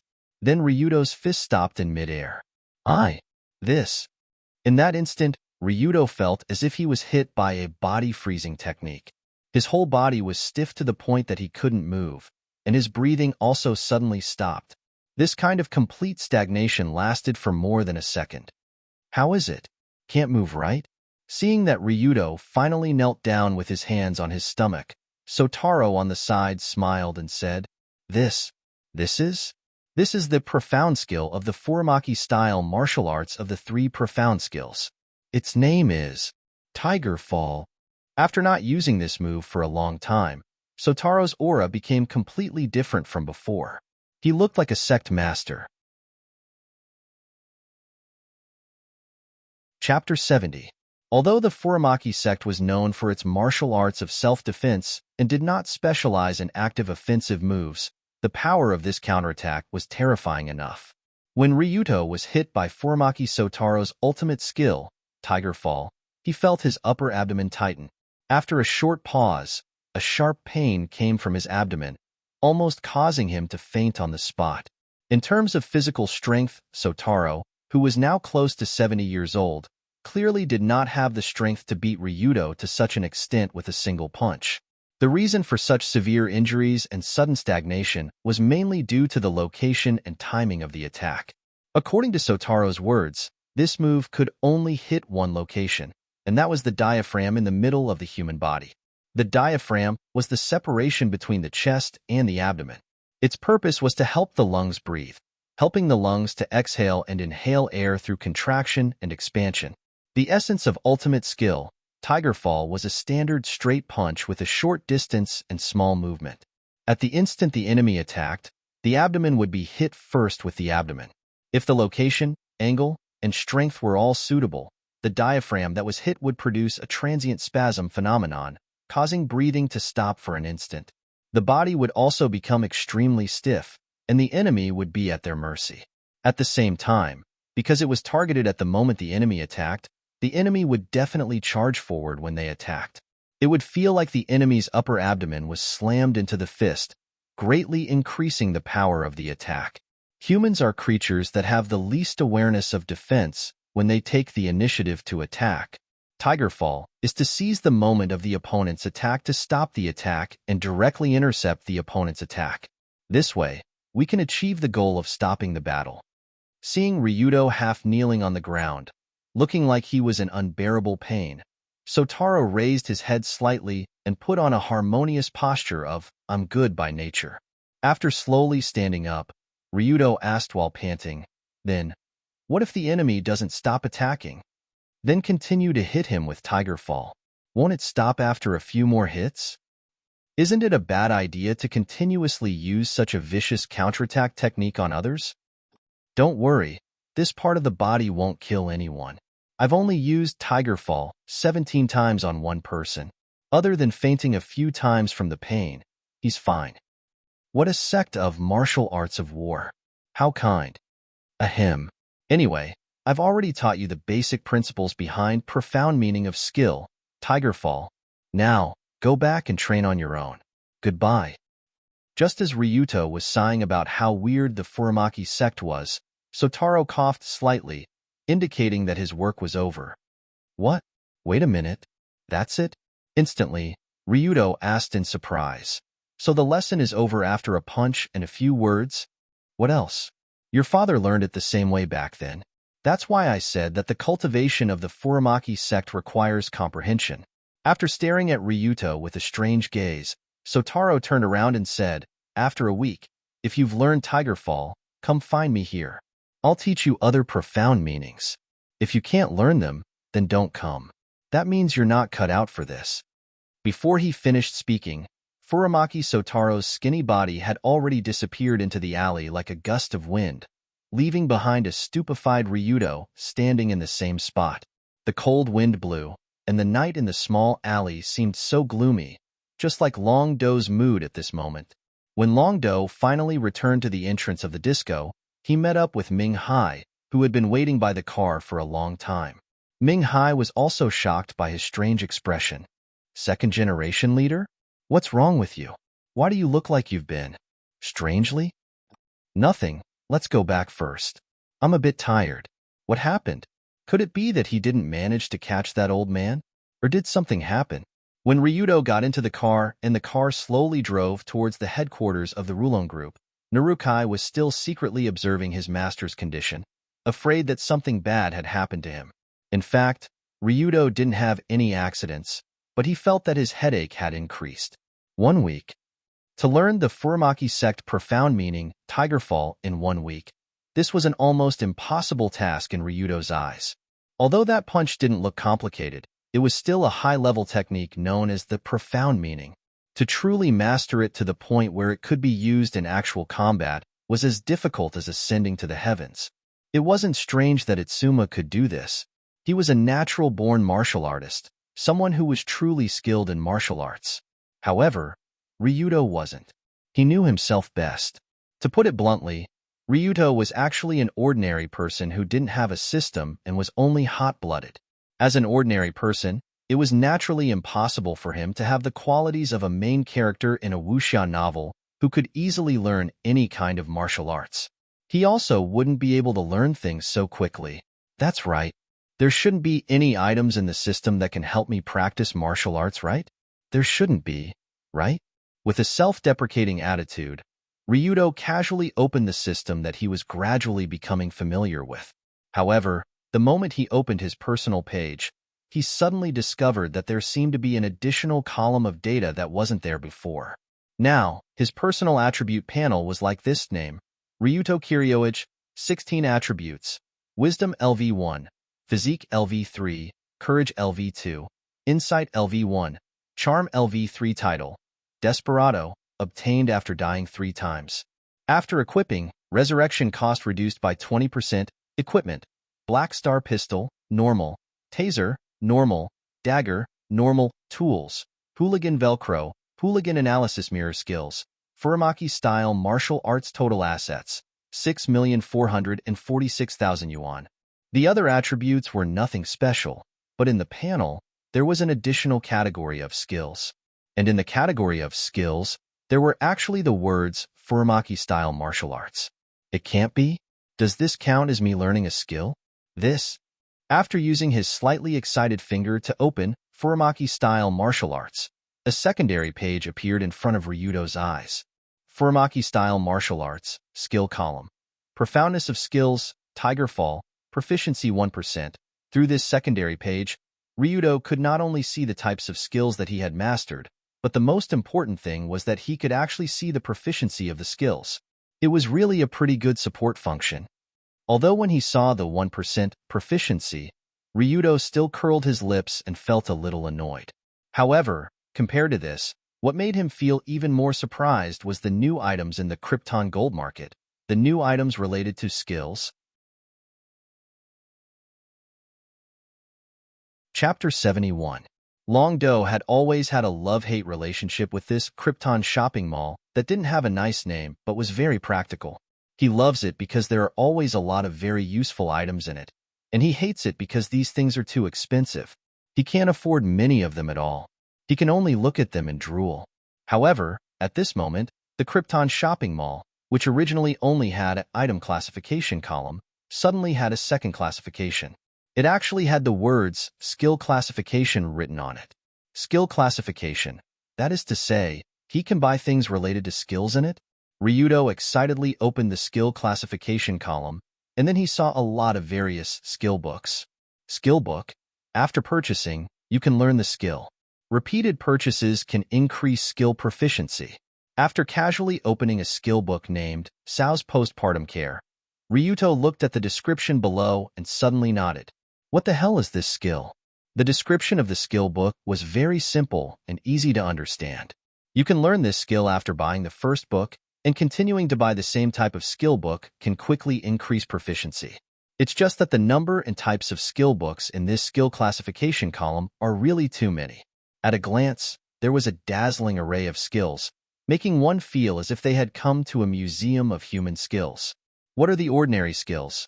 Ancient Bajikwan, Ancient Siamese Muay Thai, Ancient Ryukyu Tang Hand, Rapid Gun Shooting, Lockpicking, Silent Movement, etc. What were the arts and art skills?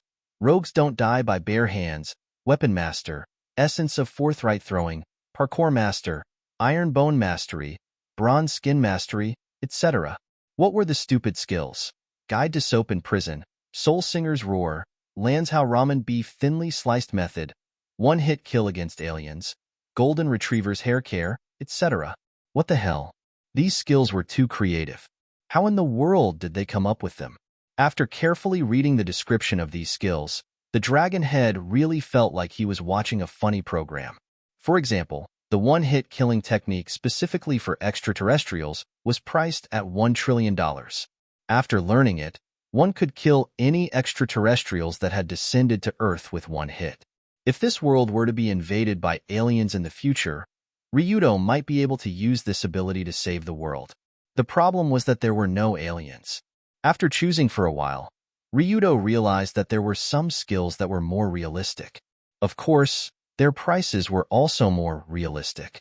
For example, the hooligan does not die by bare hands, which was sold for 3 million yuan, was a super practical skill that could turn anything in one's hand into a fighting tool when one did not have a weapon. From small stones on the side of the road to large tables and chairs, pots and pans, everything that could be used as a weapon. After mastering it, it could be said that this was the pinnacle of environmental warfare. There was also mastery of iron bones and mastery of copper skin. Although they were sold for 1 million each, they could greatly increase one's resistance. Other than these passive skills, the various active skills of the martial arts were also quite attractive. For example, ancient Siamese Muay Thai. This fist technique was originally used to kill people on the battlefield.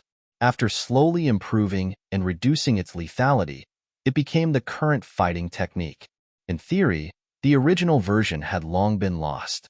Similarly, there were ancient Ryukyu Tang Hand, ancient Bajiquan, and so on. Many of the martial arts here were the original forms that had long been lost. In terms of lethality, they were several levels stronger than the ones that were passed down. Because the Furamaki-style martial arts that he had just learned did not seem to have any active offensive moves, Ryudo also needed to choose a strong offensive martial art to supplement this. But at the same time, he also needed to buy some passive skills to strengthen his basic abilities. In short, there were many things that he wanted to buy, but he was so poor that he could not be at ease and buy boldly. Phew. In the end, he still needed to earn money. After taking the car back to the Rulon Group headquarters, Ryudo laid on the bed and looked at the ceiling. His heart was filled with all kinds of money symbols floating around. After the last revival, Ryudo's little treasury was only left with about 6 million. This amount of money was not too little, and could also be used to buy some good things from the market. But Ryudo did not dare to spend it carelessly. After all, his money was closely related to his life. If it was not for the fact that he had no other choice, he would not dare to spend the money to the limit. Otherwise, if he died, then wouldn't it be completely over? In short, tomorrow he should go to school first. He had to find Gao Yuan and pull him into his group to see if there was any way to earn a lot of money in a short period of time. Although Ryudo knew that most of the ways to earn money were written in the criminal law, he still hoped that Gao Yuan, the business genius, could help him. HM? Right, it seemed that other than Gao Yuan who could help him in this area, there were also the 2 young ladies, right? At this moment, the figures of 2 beautiful women suddenly appeared in Ryudo's mind. Kenzaki Colored Glaze and Tsukujiri Yunyan. These 2 young ladies had a certain level of friendship with Ryudo, and they were both of noble status. Why not ask them about earning money? If this was 2 days ago, Ryudo would have said something like, "A real man does not live off a woman," to put on an act. But now that he had unknowingly fallen into the abyss of spending money, his skin seemed to have become much thicker, and he no longer cared about living off a woman. Beep, beep, beep, beep, beep. And so, 1 minute later, Kenzaki Colored Glaze, who was sitting at her desk and writing calligraphy, received this message. "Young lady, I urgently need money right now. Do you have any way to help me? Dog's head. By Ryudo Kiryopht." What the hell was a dog's head? For a moment, Colored Glaze couldn't help but cover her mouth and laugh. The figure of the guy who had skipped class for the entire day appeared in her mind. If it weren't for the fact that she saw the dog's head at the end, Colored Glaze would have thought that he had gotten himself into some serious trouble. But now it seemed that it wasn't so serious. He was just being a talker. And so, Colored Glaze put down her writing brush, and her slender fingers swiftly flew over her cell phone's keyboard. Beep, beep, beep, beep, beep. About 10 seconds later, Colored Glaze's reply came. Go rob a bank. When the time comes, I'll write an anonymous letter to the nesting duck prison to encourage you and cheer for you from the shadows. What the hell? It's one thing to write a letter to me, but it's an anonymous letter? Even if you want to cheer for me, you should do it somewhere I can see you. Isn't this too much? Just as Ryuto was sighing at how heartless Colored Glaze was, Union's reply came. Chapter 72. Compared to Colored Glaze, who was born in a corrupt bureaucratic family and had seen through the darkness of the world, Union's attitude was much better. My parents don't want me to be tainted with bad habits, so they've always been strict with money. I really can't help you in this area. I'm very sorry. Well said, that's what a person should say. Through this simple sentence, Ryuto seemed to see Union's apologetic expression on the other side of the phone. As expected of Union from Suki, she's beautiful, speaks well, and her attitude is so gentle. She's much better than a certain dark lady. Humph. After secretly mocking Colored Glaze, Ryuto felt that it wasn't enough, so he continued to send messages to mock her. You're a lady, and you're a lady. You're such a failure as a lady. What do you mean? Is he comparing me to someone? He knows other ladies? Humph. Colored Glaze slightly pouted when she received this message, and her face showed obvious displeasure. So she continued to type mercilessly, trying to fight back across dimensions. But perhaps because Colored Glaze was too focused on texting, she didn't notice a familiar figure slowly approaching from behind. Lady, who are you texting? Wah. After being shocked by the dancing costume that suddenly appeared behind her, Colored Glaze's finger slipped and accidentally typed a word. Then she hurriedly sent it out. Originally, Lioli was going to reply, then go and find the young mistress you like. Don't ask me. But the last few words changed from, don't ask me to, don't kiss me. When Ryuto saw Colored Glaze's reply, he was dumbfounded. Then go find the lady you like. Don't kiss me? This means that if I don't find another lady, I can kiss her? Is Colored Glaze this open-minded? No, I'm a gentleman. How can I be like this when we've only known each other for a few days? We have to start from holding hands, kiss after 3 days, and do it after 6 days. After taking a deep breath, Ryuto decided to clearly express his honest attitude to Colored Glaze, so that she wouldn't misunderstand that he was an indecent person who could offer his body at any time. Colored Glaze, on the other hand, didn't realize that there was a problem with the message she sent out and was still arguing with Dancing Costume. Dancing Costume, just a greeting from a friend, nothing special. For some strange reason, Colored Glaze obviously didn't want Dancing Costume to know that she was communicating with Ryuto, so she put her phone behind her and made up a reasonable excuse. Friend? Do any of your friends know your phone number? Dancing Costume immediately frowned. She knew that there were no more than 5 people who had the lady's phone number, and she knew all of them. After all, the lady's personal information was strictly controlled. It was impossible for ordinary people to know Colored Glaze's phone number, and Ryuto's phone number was secretly given to him by Colored Glaze. Suddenly, a drop of cold sweat fell from Colored Glaze's smooth forehead, and she quickly remedied. It's a relative from the royal family. The girl you saw last time when you went back to your hometown, do you still remember? The eldest daughter of the emperor? Princess Feudahime? Yes, that's her. But when you came back, didn't you say that the princess was unruly and uneducated, and her appearance and temperament were as bad as if she drank something strange when she grew up, so you didn't want to pay attention to her? After hearing Dancing Costume's merciless retelling, Colored Glaze almost spat out on the spot. On the surface, Dancing Costume was a samurai who protected and monitored Colored Glaze, but in reality, the two grew up together and were as close as sisters. So before Ryuto appeared, Colored Glaze would complain to Dancing Costume whenever she wanted to, and because she complained so much, she often forgot who she was complaining about. For a moment, Colored Glaze's expression became very awkward, and her little butt on the chair also twisted and turned, not knowing if there was something strange under her butt. Suspicious. From Dancing Costume's point of view, Colored Glaze's flustered expression and shifty eyes were very suspicious, as if she was doing something shameful. Who are you talking to? Be honest and tell me, okay? I already said no. I was just beep, beep, beep, beep. Just as Colored Glaze was insisting that she was definitely not doing anything shameful, a new text message was sent to her phone. Again? Colored Glaze turned her head and secretly glanced at her phone, then saw that the sender was Ryuto Kiryu again. Dancing Dress hurriedly looked over and leaned over to ask, "You're here again. Seeing how secretive you are, could you be a man?" "How could it be? If it's a man, he'll be thrown into the Tokyo Bay tomorrow to feed the fish."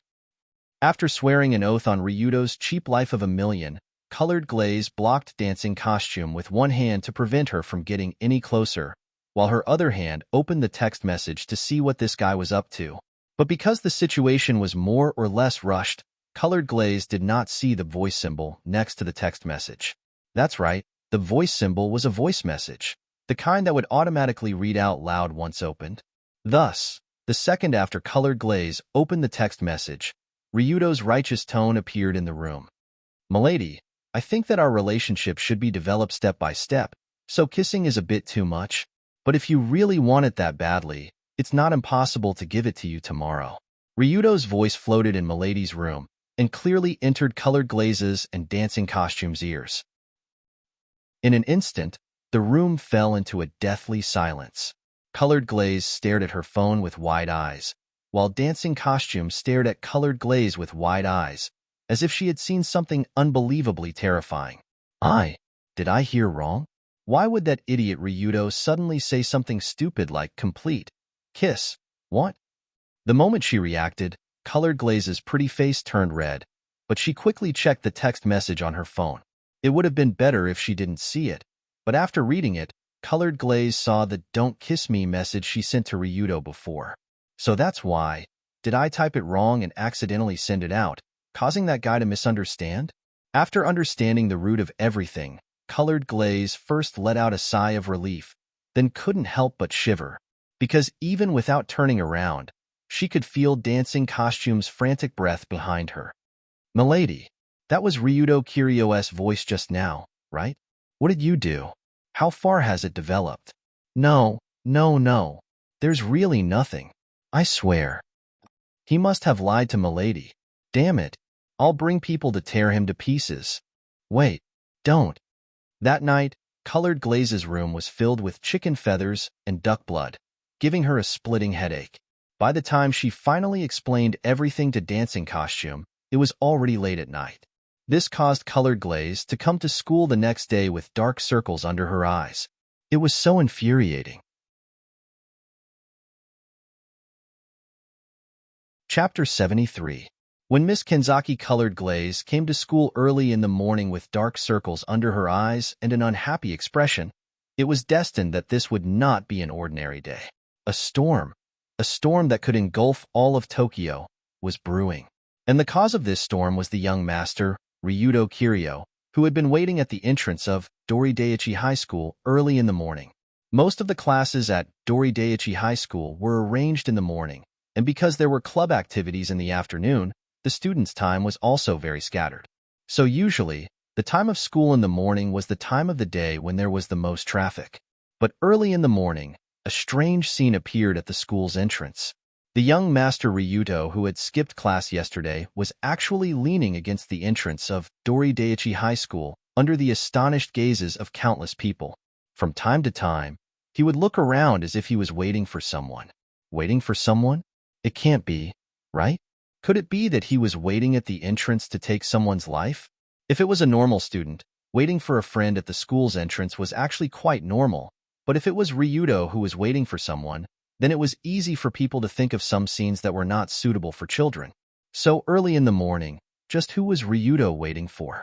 Of course, it was Colored Glaze Kenzaki, who had her heart broken by him last night. Who else could it be? Ever since Ryuto sent that voice message last night, he had been waiting for a long time, but he did not receive a reply from Colored Glaze. Wait a minute, did I speak too directly and hurt her heart? At this time, Ryuto finally started to panic, so he kept texting and calling Colored Glaze, but there was no response. With no other choice, Ryuto could only go to the school's entrance early in the morning to wait for Kenzaki, and try to explain to her that he had just spoken without thinking and had no other intentions. Ah, she's coming. Not long after, when he saw two beautiful figures walking towards him from the crowd, Ryudo immediately became alert and tried his best to keep a low profile as he walked towards them. Early in the morning, when Colored Glaze stepped out of her low-profile black car, all the students around her could feel an unprecedented low pressure. Normally, although Colored Glaze Kanzaki was not as approachable as Yunyin Suki, she would not come to school with a sour expression. But today's Colored Glaze Kanzaki was obviously not in a good mood, and the dark circles under her eyes were very obvious. When she slowly walked towards the school's entrance, Kanzaki's dancing, who got out of the car with her, and said, Kanzaki, why don't you consider putting some makeup on? I never put on makeup. It's not like you don't know that. Who do you think gave it to? It's all thanks to you, okay? Colored Glaze Kanzaki pointed at the large dark circles under her left eye and curled her lips at Kanzaki's dancing costume. If it wasn't for Kanzaki's dancing costume going crazy and wanting to kill someone last night, and Colored Glaze using all sorts of methods to explain herself, she wouldn't have gone to bed so late last night. However, when Colored Glaze and dancing costume arrived at the entrance where there was the most traffic, her dim eyes suddenly caught sight of a low-profile figure walking towards them. That guy had his head down and his waist bent like a cat, as if he didn't want to attract attention. But unfortunately, the surrounding students who were running away as if they had seen a ghost had already exposed the identity of this Voldemort. Isn't that guy Ryudo? Humph. When she saw Long Zhou walking towards her, Colored Glaze first snorted coldly, then as if she had thought of something, her cheeks slightly flushed. Although last night's misunderstanding was caused by her hand slipping, but when she carefully thought about it, Colored Glaze couldn't help but roll around on the bed. The butterflies in her stomach were running wild. After all, words like kiss, complete, and want were too stimulating for Colored Glaze. Since she was raised as a vegetarian king from a young age, her understanding of the relationship between men and women was strictly controlled by her family. But from the descriptions in some books, Colored Glaze could imagine how hot it would feel if intimate contact between men and women happened between her and the person she liked. Of course, even so, it didn't mean that Colored Glaze was willing to do those things with Ryudo. Especially after hearing Ryudo's reply last night, Colored Glaze was still a bit angry. What? In the voice chat, he made it sound like I was a horny slut. That's too much.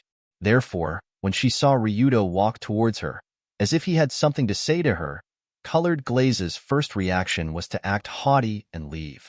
She would wait for Ryudo to catch up and then listen to him slowly apologize. Humph, I'm still angry. If you don't apologize to me for 5 minutes, I won't talk to you.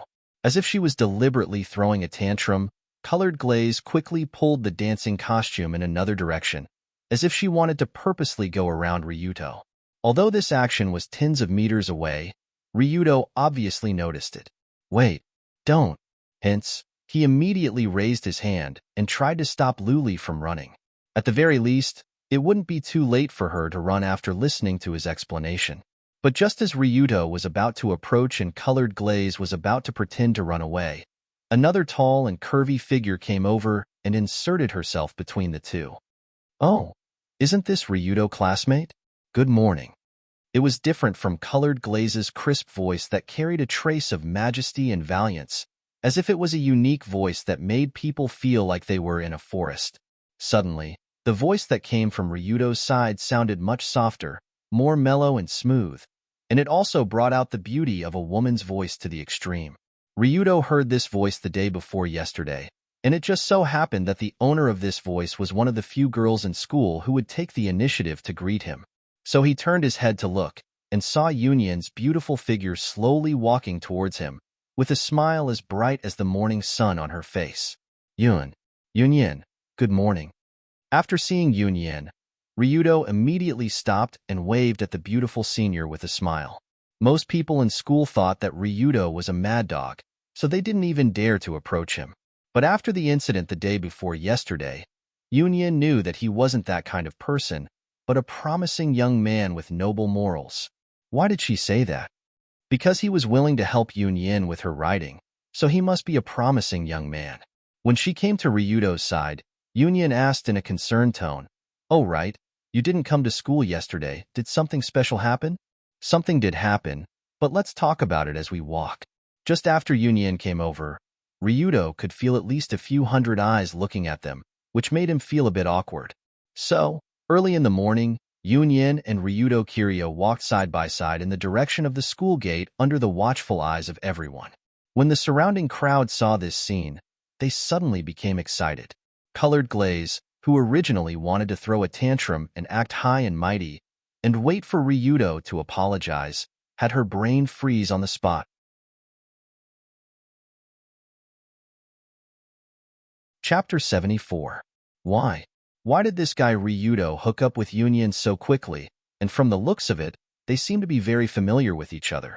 Just 2 days ago, Colored Glaze did indeed hear that Ryudo was going to contact Union, but she didn't think that he would act so quickly, and that their relationship would develop so quickly. Originally, with the severity of Colored Glaze's situation, it would be very difficult for Ryudo to hook up with Miss Tsukiji. After all, not every miss had the heart of a bodhisattva and magnanimous like her, to be able to tolerate that idiot's steel-like straight man's mental state. But what people didn't expect was, this early in the morning, what the hell did Colored Glaze see? Under Lu Li's gaze, that was as if she had seen a ghost. Long Do and Yun Yin walked into the campus side by side. Moreover, the two of them were talking and laughing, looking very happy. At this moment, Colored Glaze, who was just throwing a tantrum at Ryudo, felt very embarrassed. It was as if the person she was throwing a tantrum at had suddenly appeared out of nowhere and was snatched away halfway. Miss? Wait, my head hurts. Let me rest. Just as Colored Glaze was holding her forehead and closing her eyes to rest, this strange storm quickly blew from outside the school gate to inside the school gate. If the situation of Ryudo waiting at the gate was enough to attract attention, then him and Yun Yin walking into the school side by side, and even talking and laughing, this scene could only be described as a fatty and little boy holding hands again. It was well known that although Yun Yin was a very easy person to get along with, she had always maintained a polite distance with boys. The proof was that until now, no one had ever seen Yun Yin alone with a boy. Moreover, this kind of situation where the two of them were talking and laughing at the same time going to school early in the morning was actually a somewhat immature and romantic act. Even if they weren't a couple, it would only happen between a boy and a girl who had feelings for each other. Could it be? It can't be? Yun Yin and Ryudo Kiryu? This was simply super big news. Of course, the current relationship between Yun Yin and Ryudo wasn't that kind of relationship. At most, they were the relationship between a lousy author and an unlucky editor. But the feeling of them talking and laughing along the way really made it easy for people to think the wrong way. The worst thing was that it wasn't one or two people who thought the wrong way, but the whole school together. Not long after, as usual, this morning's classes started as usual. But whether it was in the first, second grade, or third grade classes, a new pace, a storm was still rapidly brewing quickly. Many years ago, the computer brain of Dory First Senior High School had set up a forum called First Senior High BBS to share some interesting things and gossip in the school. Most of the time, most of the students didn't have a habit, so most students didn't have a habit with the habit. However, there was a huge change in the situation today. Any student, as long as they quietly opened the First High BBS with their mobile phone under the cover of a book, they would definitely see the crazy posts like a virus. Because of the big event that happened this morning, most of the posts naturally revolved around the two central figures. One of them was the third-year school belle who was loved by everyone. She was the cloud goose in the moonlight. The other was the second-year school bully, Tongsheng Ryudu, who was feared by everyone and was the reincarnated ghost of a ghost. If someone said that these two names would be together before today, that person would definitely think that there was something wrong with their brain. But now it was different. The situation had changed rapidly. It was like the Earth was invaded by aliens. Even on the First High BBS, the most popular voting post was, "What do you think the relationship between Yun Yin and that person is?" After a morning, the voting results of this post were as follows. The votes for absolutely no relationship were 726 votes. The votes for anyway, let's call the police first, were 921 votes. The votes for Ryudo Kiryu should die die, die, die were 869, 672, 6592, 271 votes. How to describe it? Who knew where this school got so many people? It was simply a universal public outrage.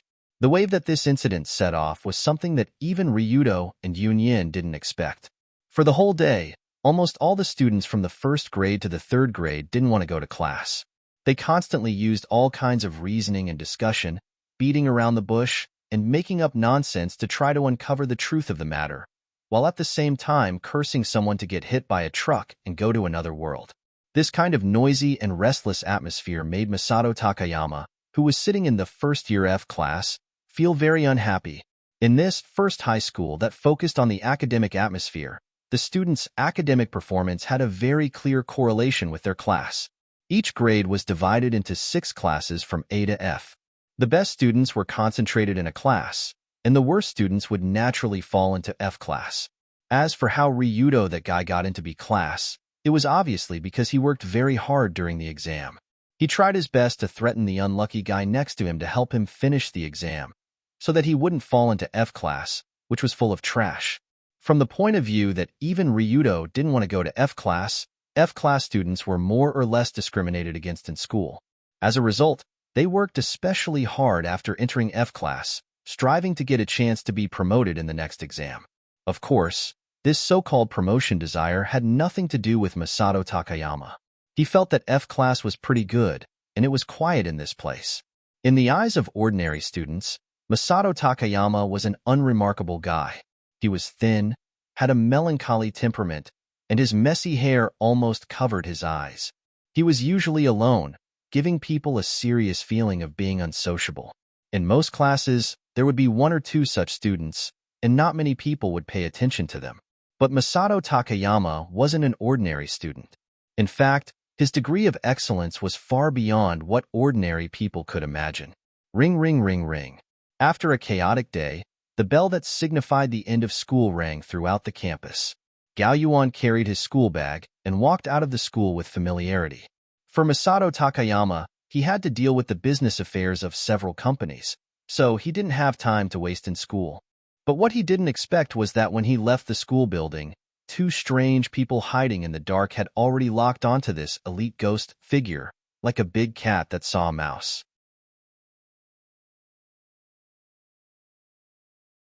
Chapter 75.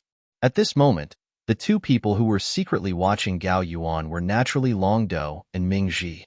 After looking at the face that he was tired of looking at for 2 days, Sensible couldn't help but sigh. Masato Gao Yuan. From the surface, he doesn't look like such a vicious guy.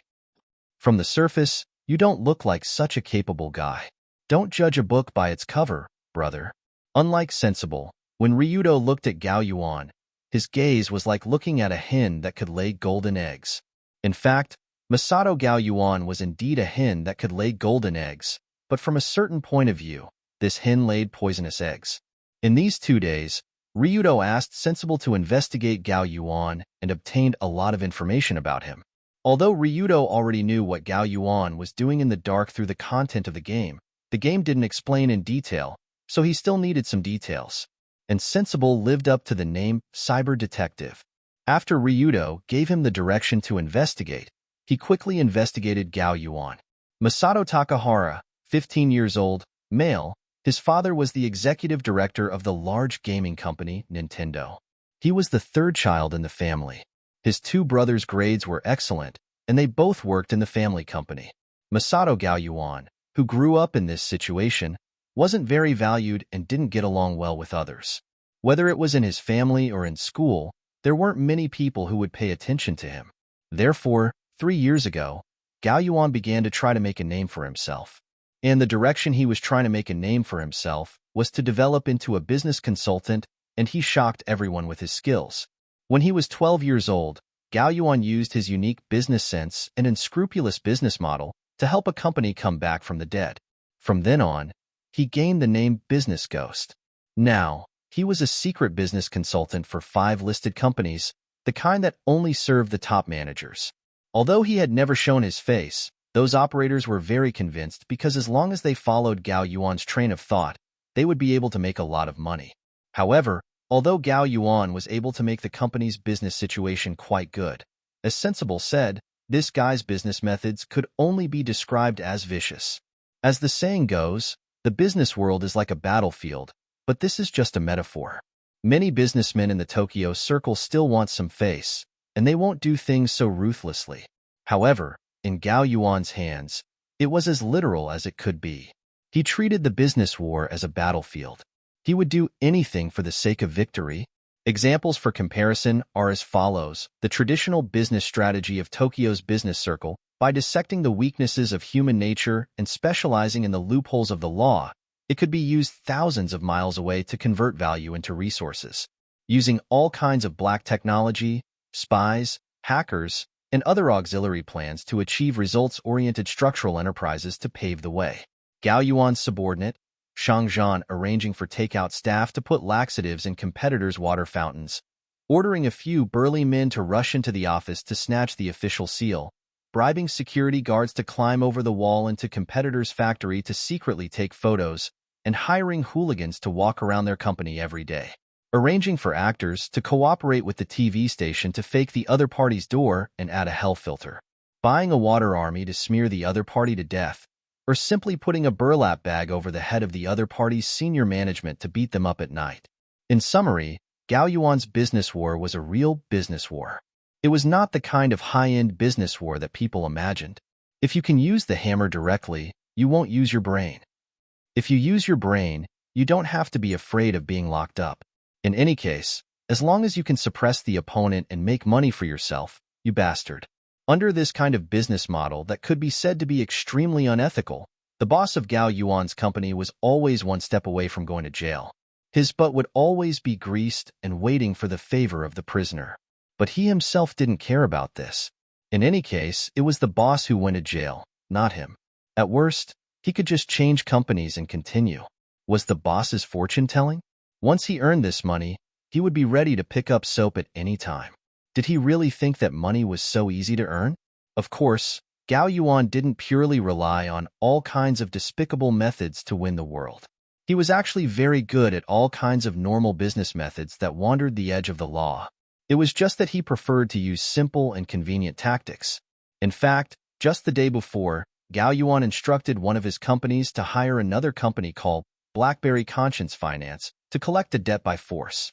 This Conscience Finance appeared to be an ordinary financial company on the surface, but in fact, it was a debt collection group formed by violent groups. This kind of debt collection group was on the border between legal and illegal. They would use some very uncomfortable methods to collect debts, but it was useless to call the police. Of course, in addition to collecting debts, they also did some other financial work, such as phone calls, online fraud, and counterfeiting. In this era, this kind of financial company that was on the border between legal and illegal was very common. It was also a half-legal industry that changed from extreme to semi-legal. Of course, to put it bluntly, it was a group of trash that relied on bullying honest people to make money. However, what could be used should be used. Even if it was trash, it could be used to great effect in Gao Yuan's hands. The most important thing was that he always hid behind the phone. No matter what he ordered the company to do, no one could find him. Takahara Masato, the person who hired Conscience Finance to collect debts, was you, right? Just as Gao Yuan left the school gate and came to a more remote corner, a powerful hand wrapped around him like a ghost. Huh. In an instant, Gao Yuan was completely stunned. How is this possible? Someone knows that I was the one who arranged yesterday's incident? In the next second, Gao Yuan turned his head stiffly. When he saw the ferocious face with dyed yellow hair, his body suddenly trembled violently. It was Ryuto Kiryu, the famous second generation in Dori First High. Gao Yuan naturally had a certain understanding of Ryuto and the Rulon group.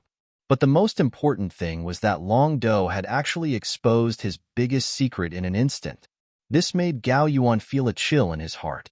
He immediately took a deep breath and said with a bitter smile, I don't know what you're talking about. Yesterday, the company that you sent people to violently collect debts from is under the protection of the Dragon Group. In other words, the person that you and your company offended is me. Do you understand what will happen to you? Friend, When he put his arm around Gao Yuan's shoulder like a close friend, Ryudo showed a gentle smile on his face. But in Gao Yuan's eyes, this smile was more terrifying than the devil from the 18 levels of hell. Chapter 76. No, it can't be. The company that I sent people to violently collect debts is under the protection of the Rulong Group? Why don't I know this information at all? Wait, the most important thing is, how did they know my identity? How did I get exposed? Suddenly, Gao Yuan's legs couldn't help but tremble. He knew that the underground world was very particular about face. If his organization was messed with by other organizations, then he must do something to save his face. The worst thing was that Gao Yuan's true identity was known by the extreme elements. Wouldn't that be the end of him? From Gao Yuan's point of view, he absolutely couldn't allow his identity to be made public. After all, his parents and brothers were senior executives of legal-listed companies, the famous Ninetio managers. If the public knew that Gao Yuan's family had such an unscrupulous business ghost who often crossed the legal line, it would definitely cause a serious blow to his family. In the area of Yodo, people cared more about their face than their family background. Their heads could be broken, blood could flow, but their hairstyle couldn't be messed up. If this kind of scandal were to be exposed, Gao Yuan's family would lose all face. A collective bow and an apology would not be enough. At the very least, they would have to add traditional etiquette such as a tearful performance and kowtow and kneel. At that time, Gao Yuan, who had embarrassed his family, would be expelled from the family and homeless on the streets. Even if Rulong Group continued to retaliate against him, it would not be impossible for him to die on the streets. Thinking of that scene, Gao Yuan's face was covered in a few drops of cold sweat. At the same time, he said with a trembling voice, "How much? How much do you want?" After being a business consultant for so many years, Gao Yuan naturally had a lot of money in his hands. If he could use money to bribe Ryudo, then this matter could be considered to be resolved satisfactorily. However, Ryudo shook his head and replied with a smile, "Although money is a good thing, I don't think this alone is enough to show your sincerity."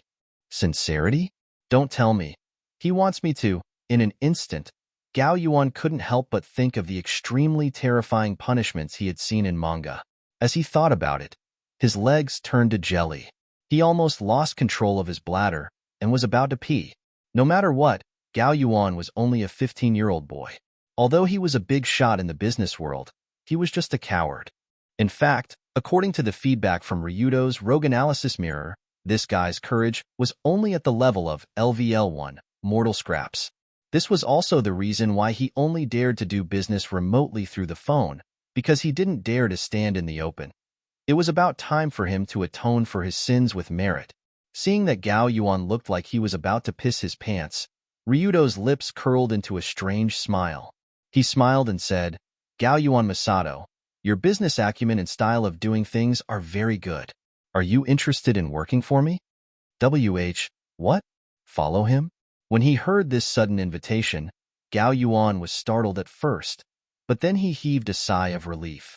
Fortunately, he thought he was going to be thrown into the Tokyo Bay to feed the fish. So he just wanted to poach him? Gao Yuan had a deep understanding of his own ability and value. He naturally knew what Ryudo's poaching meant.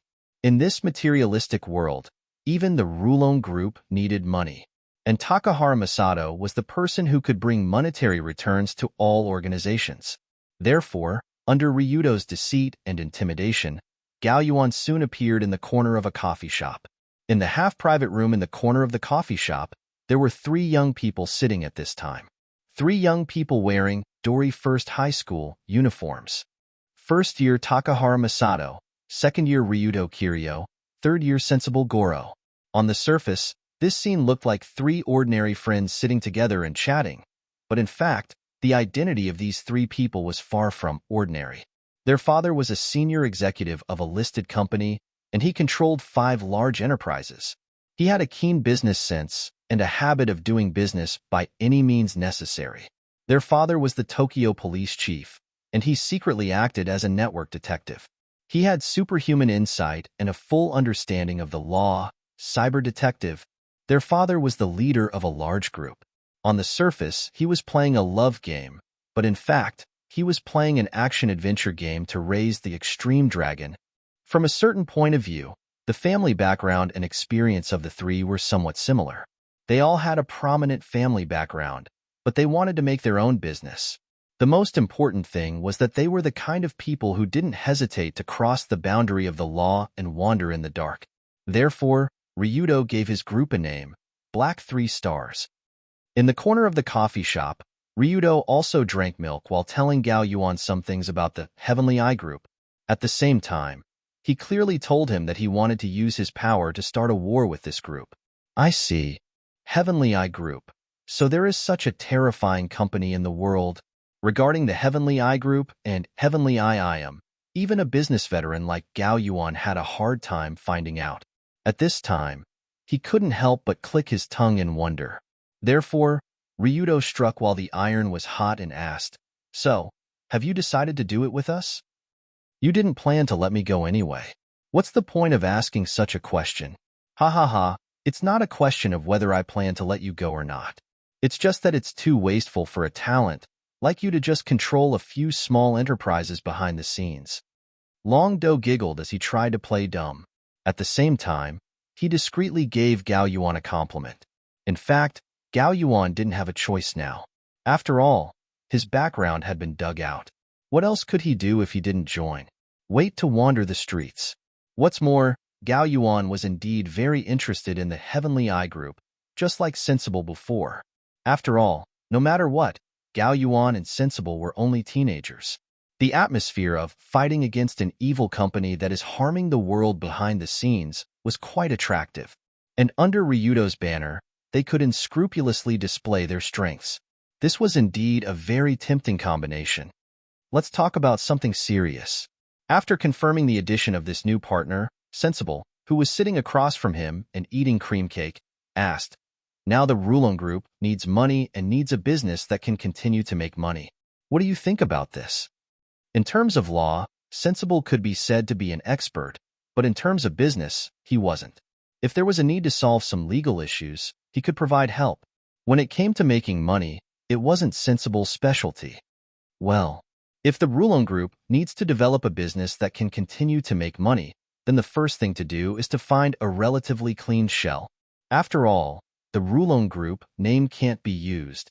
At this point, Gao Yuan picked up a chocolate bar from the table, put it in his mouth, and crunched it into pieces.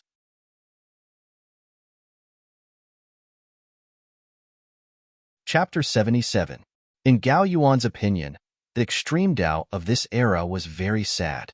Since the release of the Violent Group Countermeasure Law, groups that were blacklisted as designated violent groups were strictly monitored by the government and society, and it was difficult for them to engage in any open industry. Therefore, the designated violent groups could either turn over a new leaf, or slowly disappear on their own in a half-dead state, or they could simply go all the way and engage in the darkest industries such as guns, anesthetics, and organ trafficking until they rotted in the gutter. At this time, the Rulon Group was in the second situation, in a visible half-dead state. Because of the double restrictions of the Violent Group Countermeasure Law and the chivalrous spirit, while the Rulon Group was declining, they were unwilling to engage in the darker industries. In the long run, naturally, they could not make ends meet, and it was particularly awkward. In this situation, it was obviously quite difficult for the Rulon Group to make money, but it was not completely impossible. The designated violent group has too many restrictions and is not conducive to action. So first, we have to find some shell companies or companies that appear to be decent, and then let the members of the Rulon Group leave the group to join.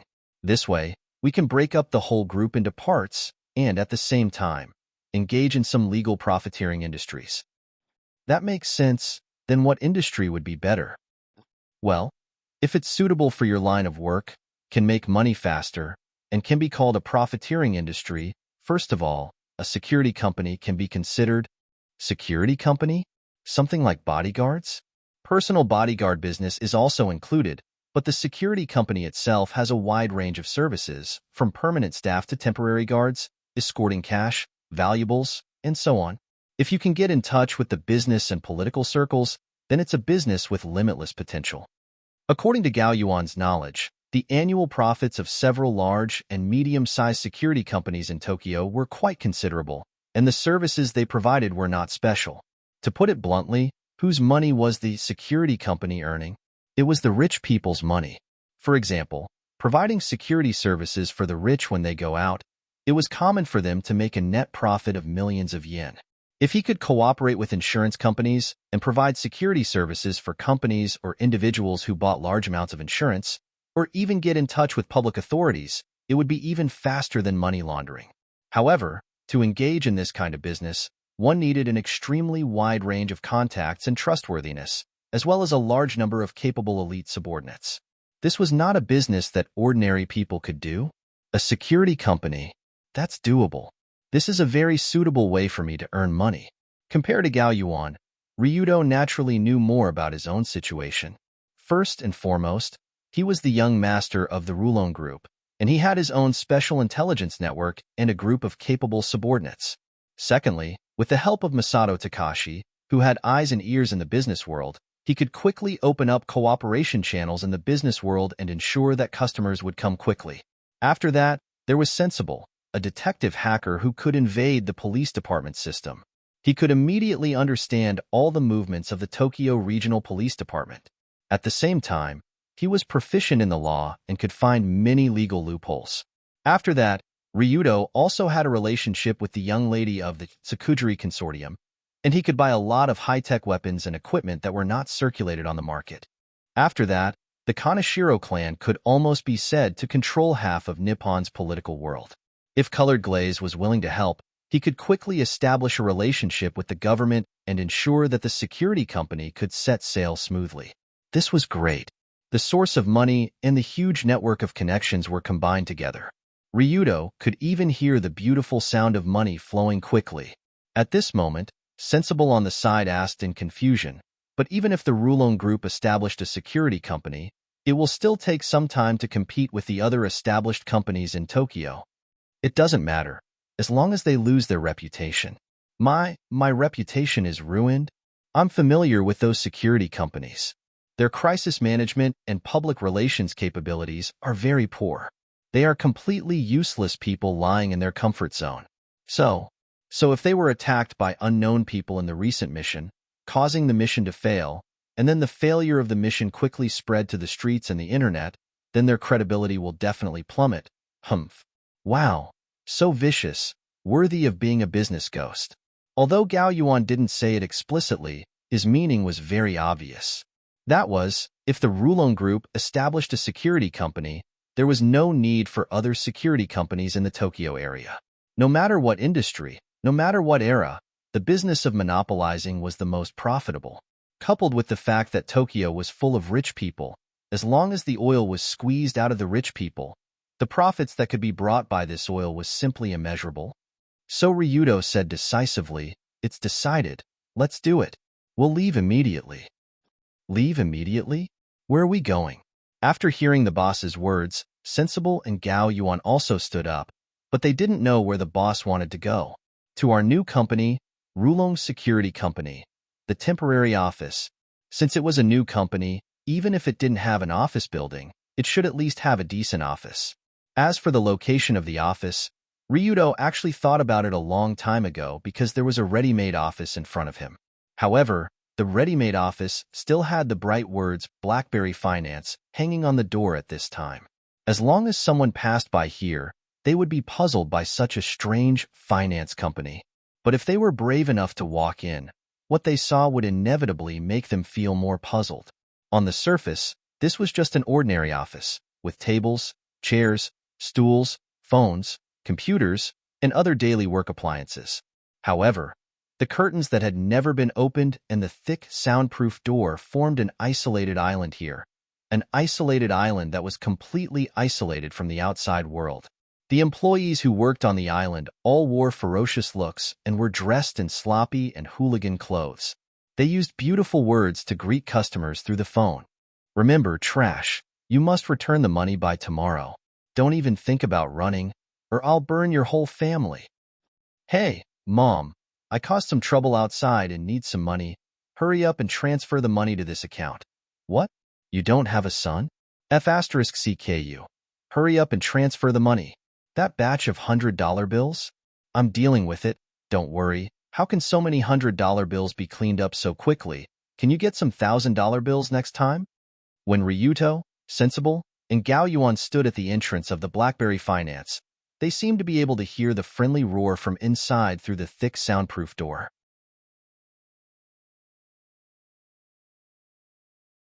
Chapter 78. Is it just the three of us? Don't we need to find more people?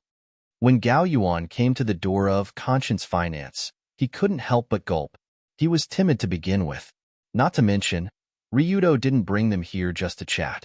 From Gao Yuan's understanding of the Conscience Finance, the people inside were former members of the Violent Gang. After leaving the Violent Gang, they opened a finance company that specialized in loan sharks, debt collectors, money laundering, fraud, and other work. Although they were former members of the Violent Gang, they were undoubtedly a group of underground society members. They were a group of murderers that did whatever they wanted. But Ryuto said he wanted this office. He wanted to use this as the starting place for the Rulong Security Company. Did he plan to buy it with money? If that's the case, he would be ripped off. Knock, knock, knock. Just as Gao Yuan was thinking about this, Ryuto took the lead and knocked on the door with the simple Conscience Finance sign. Instantly, Gao Yuan couldn't help but take a step back. Hiske, don't be such a coward. Mingji, who was beside him, chuckled after seeing his actions. He smiled and said, "Don't worry. Our boss is the young master of the Rulong Group. He can call thousands of people with one phone call." That's true. Ha ha ha, don't be so nervous. Long Do also smiled brightly and said, "Actually, these underground financiers aren't that unreasonable. You just have to smile and deal with them, and you'll be fine." Is that so? I see. Boss, you're right. I almost believed you. After hearing Ryuto's explanation, Gao Yuan forced a smile on his face, but the panic in his eyes didn't decrease at all. Bang! In the next moment, as the door was violently opened, a bald man wearing an old suit with a scar on his forehead walked out. Kid, what are you doing here? This isn't a place to play video games." When he saw 3 high school students standing outside the door, the bald scarred man's face showed an impatient expression. Ryuto smiled and said, "We are here for business. Anyway, let's go in first. It's not convenient to talk outside." Serious business? I say, are you guys looking down on Extreme Dao, you bastards? Suddenly, the bald scarred man frowned. He quickly raised his hands and clasped them together, preparing to make crackling sounds to intimidate the other party. Unfortunately, Long Do's movements were much faster than his. Just as this guy raised his hand, a hard fist landed on his chin without hesitation. Under Sensible and Gao Yuan's dumbfounded gaze, Ryuto's punch sent the scarred bald man stumbling back through the door. After stumbling a few meters, he clutched his chin and fell to the ground. Which Extreme Dao would specifically give a warning before beating someone up? Is this guy an idiot? But it also confirmed my conjecture. This group of gangsters who engage in Conscience Finance is just a group of amateurs. With this level of skill, they want to learn how to collect debts? After casually knocking down the first person he met to the ground, Long Do swaggered in, not recognizing even his own family. Looking at his posture, it was as if he didn't see anyone else in the room as a person. It was as if he was surrounded by a group of SpongeBob SquarePants. Other than the bald man who was knocked down, there were 3 other people in the room. One was a red-haired gangster who wore a flowery shirt and dyed red hair. He looked like he failed to cosplay as Iori Yagami, and instead, he cosplayed as Eunuch Yagami. Another one was a strong man who held a phone in one hand and a dumbbell in the other. His huge muscles were as thick as a white shirt. He was not someone to be trifled with. The last one was dressed in a nice suit. His hair was neatly combed. At first glance, he looked like a white-collar worker, but the cunning expression on his face and the murderous glint in his eyes could not be hidden. When Long Do knocked the bald man down with a single punch, the other 3 people in the room immediately stood up from their chairs and looked over in unison. "Hey, Brad, what are you doing? Do you want to die?" Seeing that his companion was beaten up, The red-haired gangster immediately picked up a baseball bat from the side and rushed over. Although this gangster looked naive, the baseball bat in his hand was strong and vigorous. It seemed like he often used this thing to beat people up. However, Ryudo didn't dodge the bat that was swinging towards him. Instead, he directly extended his right hand to block it. Is this guy crazy? Using his arm to block the bat's attack? Does he think he's a little golden man with copper skin and iron bones? Crack.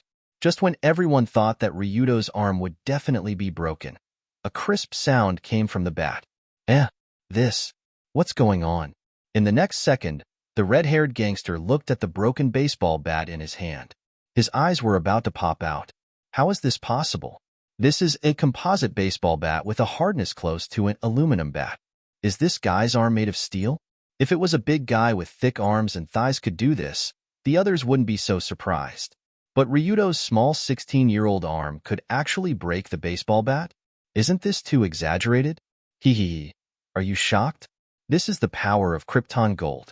When everyone was shocked by this magical scene, Ryudo proudly raised his head. At the same time, he showed a painful expression. In fact, before coming here, Ryudo secretly bought 2 new passive skills from the Krypton Gold store. Iron Bone Mastery and Copper Skin Mastery. These 2 skills cost a total of 2 million, which made Ryudo's wallet flatten a lot. But the use of this money was quite obvious. At this moment, these 2 skills were described in Ryudo's skill pane. Skill pane, Iron Bone Mastery, can greatly increase bone hardness, 20% proficiency. Skill pane, Copper Skin Mastery, can greatly increase skin hardness, 20% proficiency. With the existence of these 2 passive skills, Ryudo's physical strength naturally increased by a large margin. It was as if he practiced some kind of hard qigong. This skill combined with the LV3 physique, Professional Master Physical Fitness. To put it in an exaggerated way, even if he stood there and let people hit him, they might not be able to defeat him. Although it was not to the extent of the legendary Copper Skin Iron Bone, invulnerable state, but his endurance was already quite shocking. Moreover, this was only under the condition that the proficiency of the 2 passive skills was only 20%.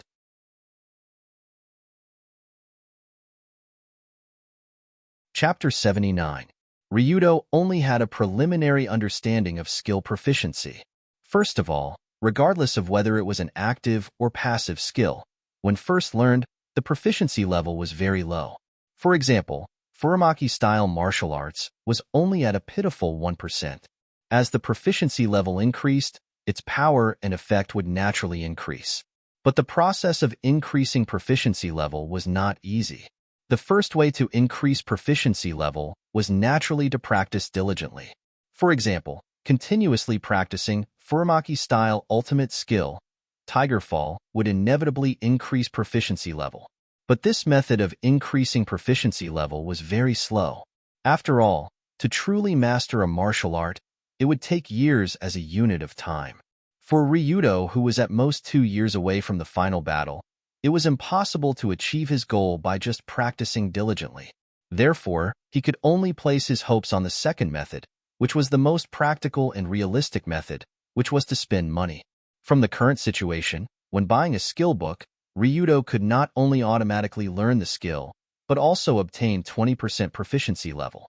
In other words, as long as he continuously bought 5 identical skill books, he would be able to raise the skill to 100% proficiency level. At that time, he would truly be a master, majestic, invincible, and able to leap onto roofs and vault over walls. But skill books were not something that could be bought just because one wanted to. It was not even something that could be bought with money. After all, the items in the shop would only be refreshed after death, and it was also randomly refreshed. Therefore, in the worst-case scenario, Ryudo might need to continuously kill himself to crazily farm the shop in order to buy a skill book that he wanted. This was a bit too miserable. Of course, the investment in skills would also bring about huge returns. From this point of view, the benefits of skill books were extremely high in most cases. Especially when he saw the dumbstruck expression of the group of people in the office, Dragon Head felt even more awesome. Your baseball bat is not good, buy a harder one next time. After blocking the bat, Ryudo casually grabbed the broken baseball bat and, without looking, smashed it at the red-haired delinquent's head. Bang!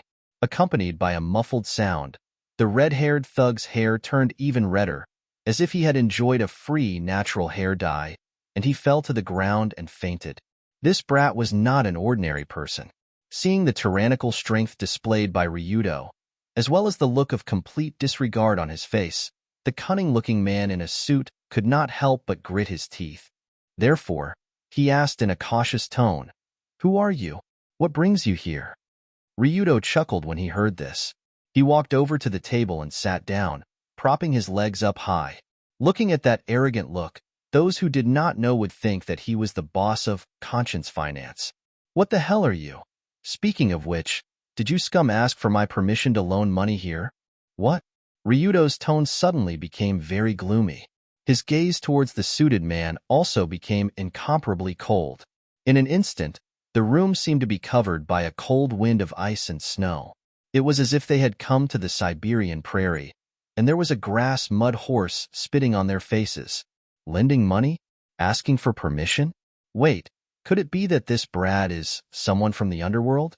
Although it was hard to imagine that a young man wearing a high school uniform would be someone from the underworld, his aura made people feel that he was not joking at all. After a moment, the suited man swallowed his saliva and sneered. "We are lending money here with the permission of the Rulon Group. Although I don't know which gang you are from, you should at least give some face to the Rulon Group, right?" When they heard the suited man's words, Sensible and Gao Yuan, who were slowly walking in from the door, widened their eyes. The Rulon Group was the largest gang in Tokyo. The name of this organization was naturally very intimidating. However, the problem was that the Rulon Group had never been involved in these kinds of dirty financial crimes. Otherwise, they would not be so poor. Sensible and Gao Yuan were naturally clear about this situation. So, the suited man was putting on an act. Moreover, he was putting on an act in front of the young master of the Rulon Group. What was this? Flood the Dragon King Temple? Playing PR in front of Guan Yu? Thus, Ryudo smiled and waved his hand. He smiled and said, "Phone? Phone? Immediately call your backer. Pass the phone to me when the call is connected." Are you sure? This is not a joke. Immediately, a trace of panic appeared in the suited man's tone. After all, the backer he mentioned was a bluff from the start. Damn it, how could there be such a high school student? He was not even afraid of the Rulon Group. Clearly, not long ago, the young master of that organization was… Young master? Wait, if I remember correctly, the young master of the Rulon Group, Ryuto Kiryo, is currently a high school student, right? Thinking of this, the suited man's eyes widened, as if he had seen a demon. A high school student in his teens with a head full of yellow hair. Although the legendary Tongsheng Ryudo had a height of 2 meters and a physique comparable to a wrestler, if those exaggerated factors were ignored, the yellow-haired man in front of him was quite similar to the legendary young master Ryudo. He seemed to have noticed. After feeling the sudden change in the suited man's gaze, Ryudo continued to smile and said, "What? Why didn't you call me? I really want to see how strong your backer is."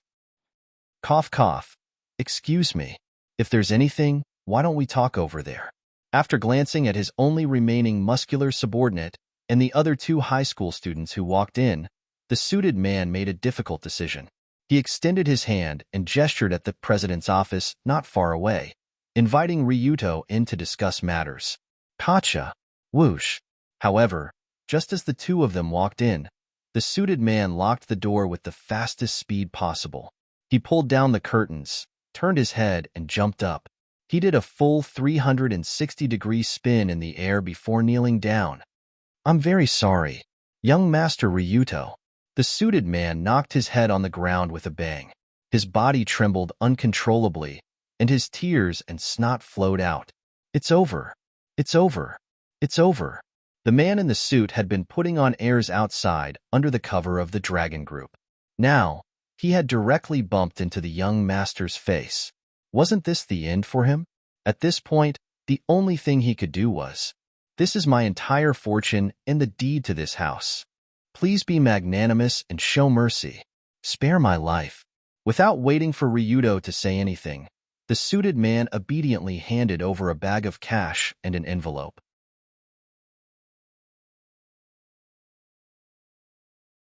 Chapter 80. Just as Ryudo had thought, this group of people who set up a financial company to collect debts and swindle people were just a bunch of punks. Moreover, after they left their original gang, in order to avoid paying tribute, they definitely didn't dare to tell their original gang what they were doing. They could only use the name Rulon Group to fool outsiders. Therefore, when they found out that the young master of the Rulon Group was standing in front of them, it was easy to imagine how they felt. However, these people in the business of collecting debts and swindling people really made a lot of money. Ryudo casually took over the gunny sack that contained the man in the suit and quickly counted the money inside. There were bundles of $10,000 bills. Adding up to a few hundred bundles, the amount here should be no less than 5 million. If the deed for the office was included, then this amount of money was indeed not small. Of course, in the suit man's opinion, this amount of money was worth it to buy his life. If he lost his money, he could earn it again. But if he lost his life, then it was over. Take this guy outside and deal with the transfer procedures with my partner. Then take your men and scram. Yes. After hearing Ryudo's words, the man in the suit finally let out a sigh of relief, because this meant that his life was finally saved. Speaking of which, making money like this was pretty easy. Why not start a new business of black eat black? When the man in the suit happily ran out and prepared to deal with the transfer of the office contract with Sensible, Ryudo silently thought while counting the money. The Rulon Group definitely couldn't casually do things like black eat black. Even if it was a punk without any background, if it was done too often, it would cause public outrage. After all, once or twice was fine. But if Ryudo went out every day to rob and extort other people, then it would only cause disgust and anger. At that time, no matter how powerful the Rulon Group was, they couldn't avoid it. Moreover, the Rulon Group had always prided itself as a chivalrous man. If his father found out that his son had been robbing others, he would probably be so angry that he would break out of prison and beat Ryudo up.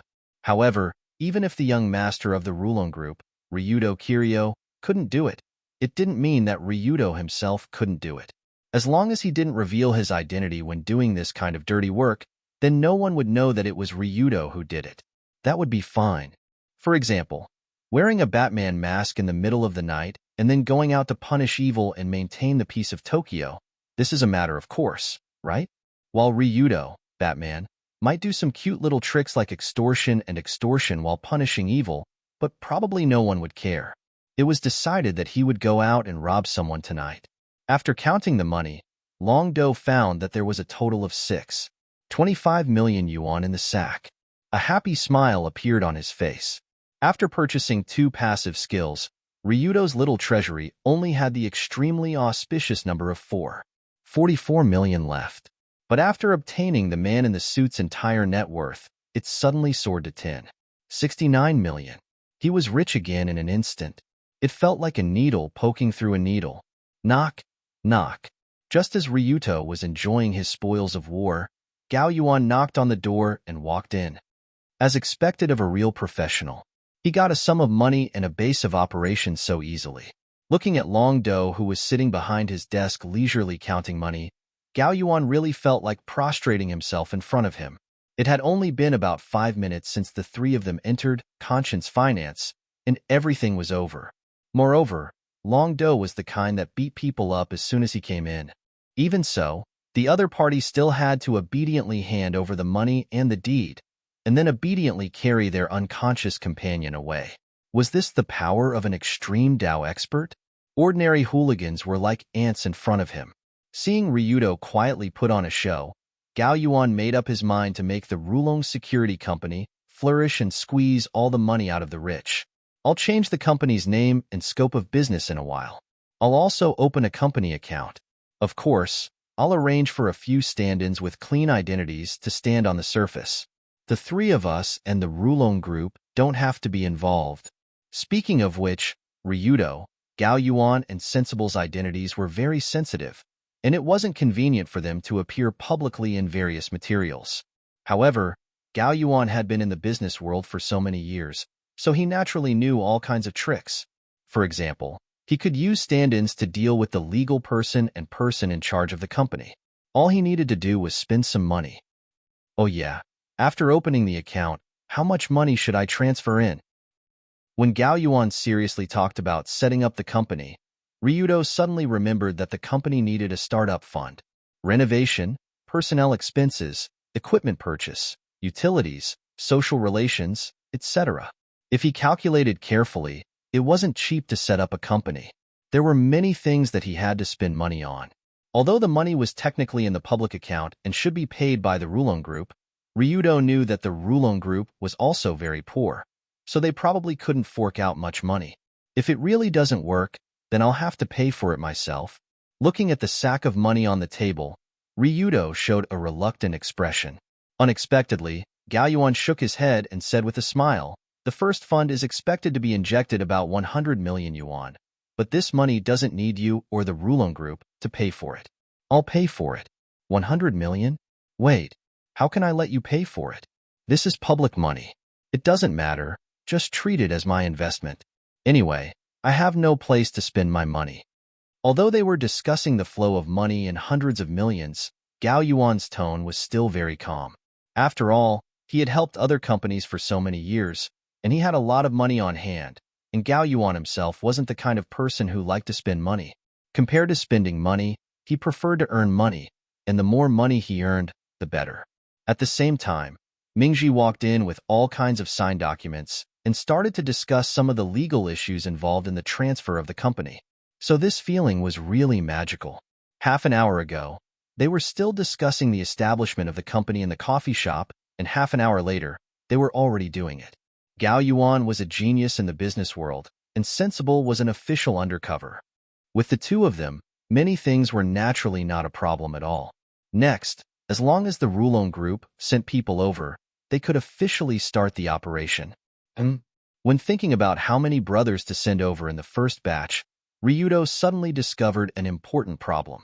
Wait, I don't seem to have discussed with Uncle Fujiki about setting up a company to make money, right? Thinking of this, Ryudo couldn't help but scratch his head.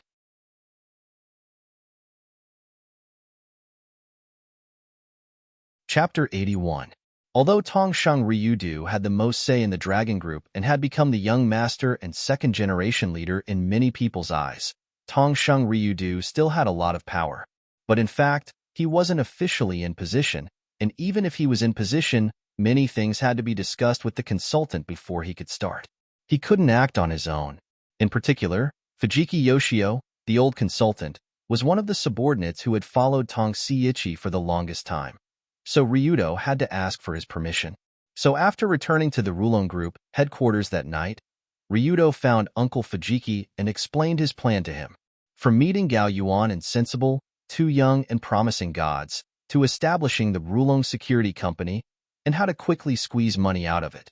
During the process, Fujiki Yoshio didn't say a word.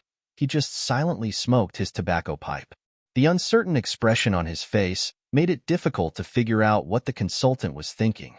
"Uncle Fujiki, what do you think?" After he finished, Ryudo looked at his expression and asked in an uncertain tone. In any case, Ryudo must convince Fujiki. Only in this way could this matter proceed smoothly. A few seconds later, Fujiki sighed deeply, put down the tobacco pipe in his hand, and asked in a vicissitude tone, "Young Master Ryudo, what do you think Extreme Do is?" Ryudo was silent for a while, then said firmly, "It's a group that is not accepted by today's society." In Ryudo's view, Extreme Do was a group of people who were exiled by society and could only live in the dark. It's the opposite. But Fujiki shook his head and smiled. It's not that Extreme Do is not accepted by society, but that the people who are not accepted by society form Extreme Do. Although the two of them were stating the same fact, the meanings they represented were completely different. In the view of ordinary people, because Extreme Do became Extreme Do, it was not accepted by society. However, from the very beginning, it was actually a group of people who were not accepted by society and went against the country who chose to huddle together for warmth, thus forming the source of Extreme Tao. There were many people who were out of touch with society and were not allowed to exist by the country, and there were many reasons for that. One of the main reasons was that he was disappointed in this rotten country. In the eyes of Fujiki and the other older generation of Jidao, Japan was a country with a broken backbone. From the top of the government to the bottom, they were all a bunch of dogs with broken backbones. When Tengmu was still very young, something like this happened to him. At that time, Tengmu was taking a tram to travel somewhere. There were a few tall and strong white men on the tram. They spoke fluent English and were shouting loudly without restraint. Tengmu, who couldn't stand the noise, stepped forward to stop them, but he was besieged by the strong men. In front of the hundreds of people on the bus, those strong men gave Tengmu a solid beating and even spat on his face. However, everyone around just hid far away. They didn't even dare to breathe, let alone stand up for Tengmu. Originally, Tengmu was beaten and his skills were not as good as others, so he accepted it. However, what really made him go to extreme do was what happened later. On the tram back from the trip, Tengmu saw a few other thin and weak young people also gathered together to make a noise.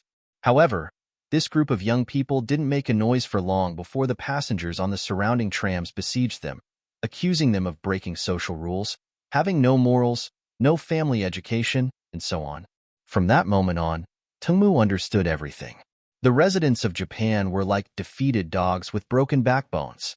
When they met people who were weaker than them, they liked to straighten their backs, stand tall, talk about rules, morals, and other things to show their status.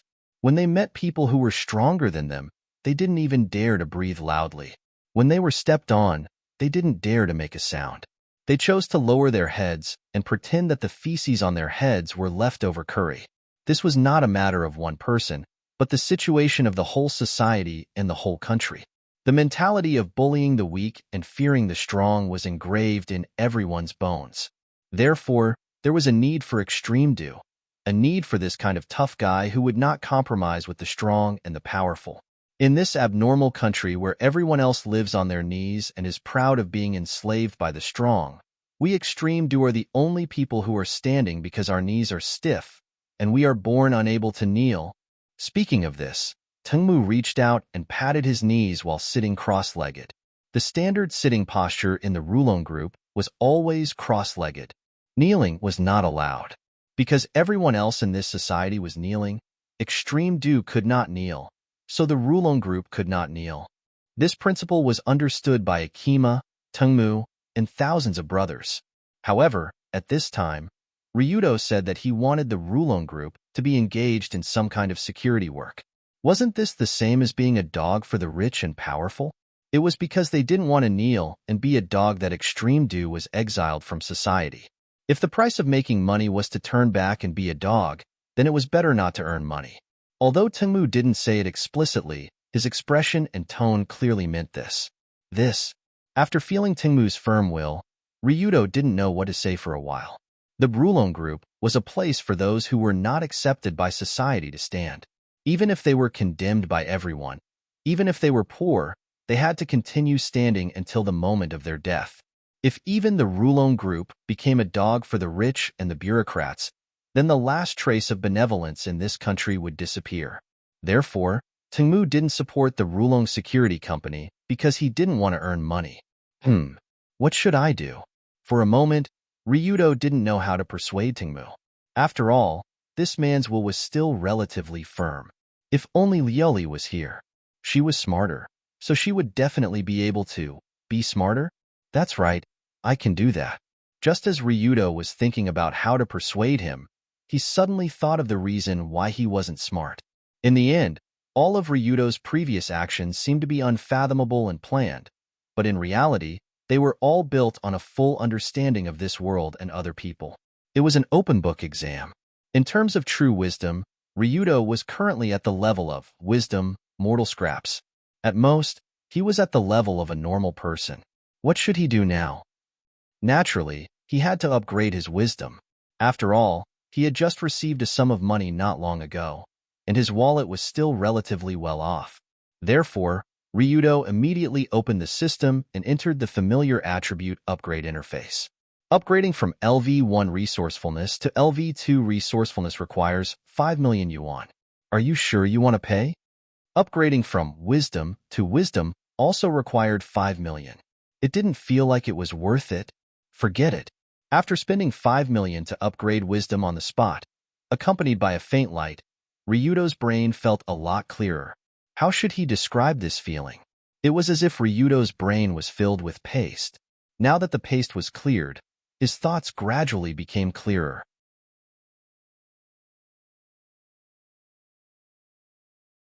Chapter 82. At the end of the day, what Fujiki couldn't accept was that the Rulon Group was working as a security guard to protect the corrupt higher-ups and the profiteers who exploited society. But what if the Rulon Security Company wasn't set up to protect them? So that's how it is. Is there such a clever way of speaking? After his wisdom was upgraded, Ryudo, who now had the LV2 wisdom, excellent passerby level of planning ability, thought for a while and thought of a way to persuade Fujiki. At this time, Fujiki saw Ryudo closed his eyes and didn't say anything. He thought that his rejection hurt his self-esteem. Young Master Longdo, I can understand that you want to start a new business, but there are some things that you can't rush. The middle-aged man tried to persuade him. By the way, Uncle Fujiki, have you raised pigs before? Just when Fujiki was about to use his experience to talk a few principles to dispel Ryudo's idea, the latter suddenly said something very strange. Raising pigs? Why would I raise pigs? Fujiki didn't understand for a while, but he still shook his head decisively. Then do you know how to raise pigs? I have a rough idea. It's nothing more than letting the pigs eat and drink until they are white and fat. Finally, the pigs are slaughtered and eaten. Yes, and in addition to letting the pigs eat and drink well, you also have to build a safe pigsty for the pigs and let them slowly fatten up in it. That being said, what does raising pigs have to do with what we are talking about now? Of course, because the Rulong Security Company is like a safe pigsty, and we are the pig farmers. All the dignitaries and rich people who are served by us are the pigs in our pigsty waiting to be slaughtered. When saying this, Ryudo's face showed a strange smile, as if he was a villain who was planning something bad. Of course, in fact, he was indeed a villain, but this villain didn't take the money of the common people. He took the money of whoever had money. Dignitaries and rich people. Are the pigs in our pigsty waiting to be slaughtered? Upon hearing this, even Tingmu, an experienced member of the Jianghu, could not help but widen his eyes. This was because these words did sound a little ridiculous. How could this be possible? But as Ryudo continued to explain the plan, Fujiki's eyes widened. They were almost like the eyes of an anime girl. According to Ryudo, after the Rulong Security Company entered the city, some of the elite members of the Rulong Group would secretly form a group called the Second Tokyo Pig Factory to harass the Tokyo dignitaries.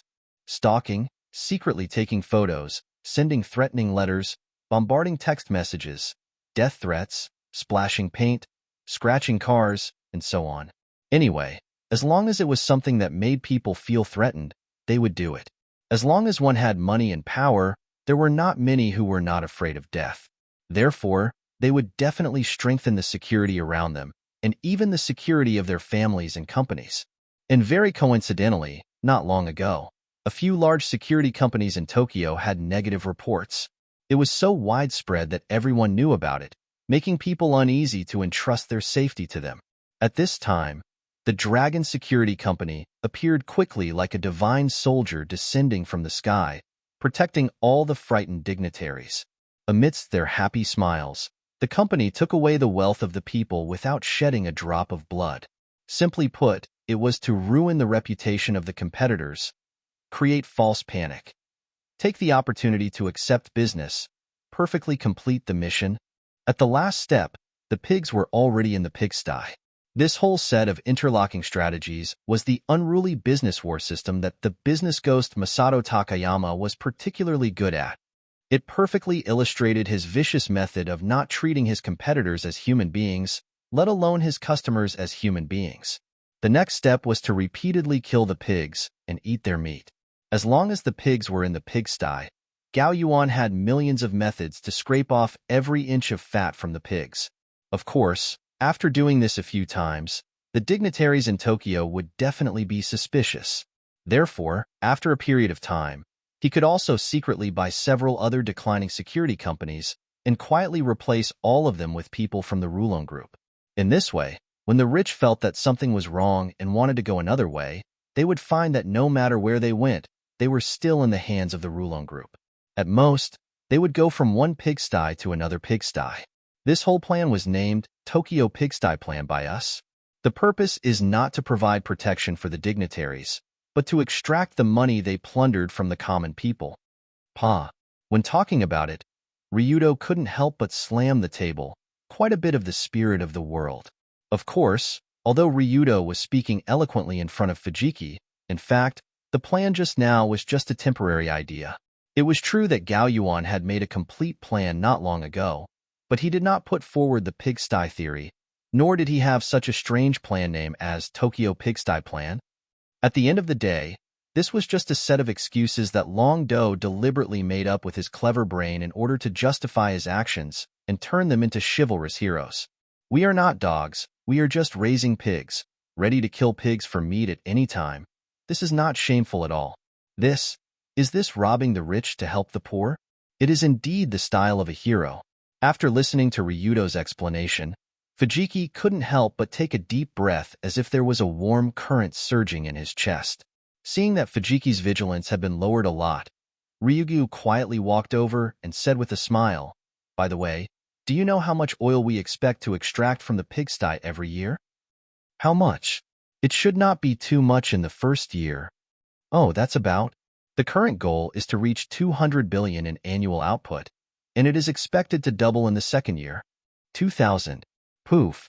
Suddenly, Fujiki couldn't help but jump up. It looked a bit funny. As everyone knew, although the Rulon group seemed to be prosperous on the surface, the organization was actually very poor. After all, they adhered to the principle of being a group leader, and no matter what, they would not be involved in the most profitable anesthetic business, gambling business, human or organ trafficking, financial fraud, and so on. Therefore, when he heard that he could make such a large amount of money in a relatively chivalrous way, Fujiki's expression was quite interesting. In the end, Ryudo struck while the iron was hot and asked, "Uncle Fujiki, can you imagine the scene of this room being filled with stacks of money? Furthermore, this is a righteous fortune earned through a righteous act." This.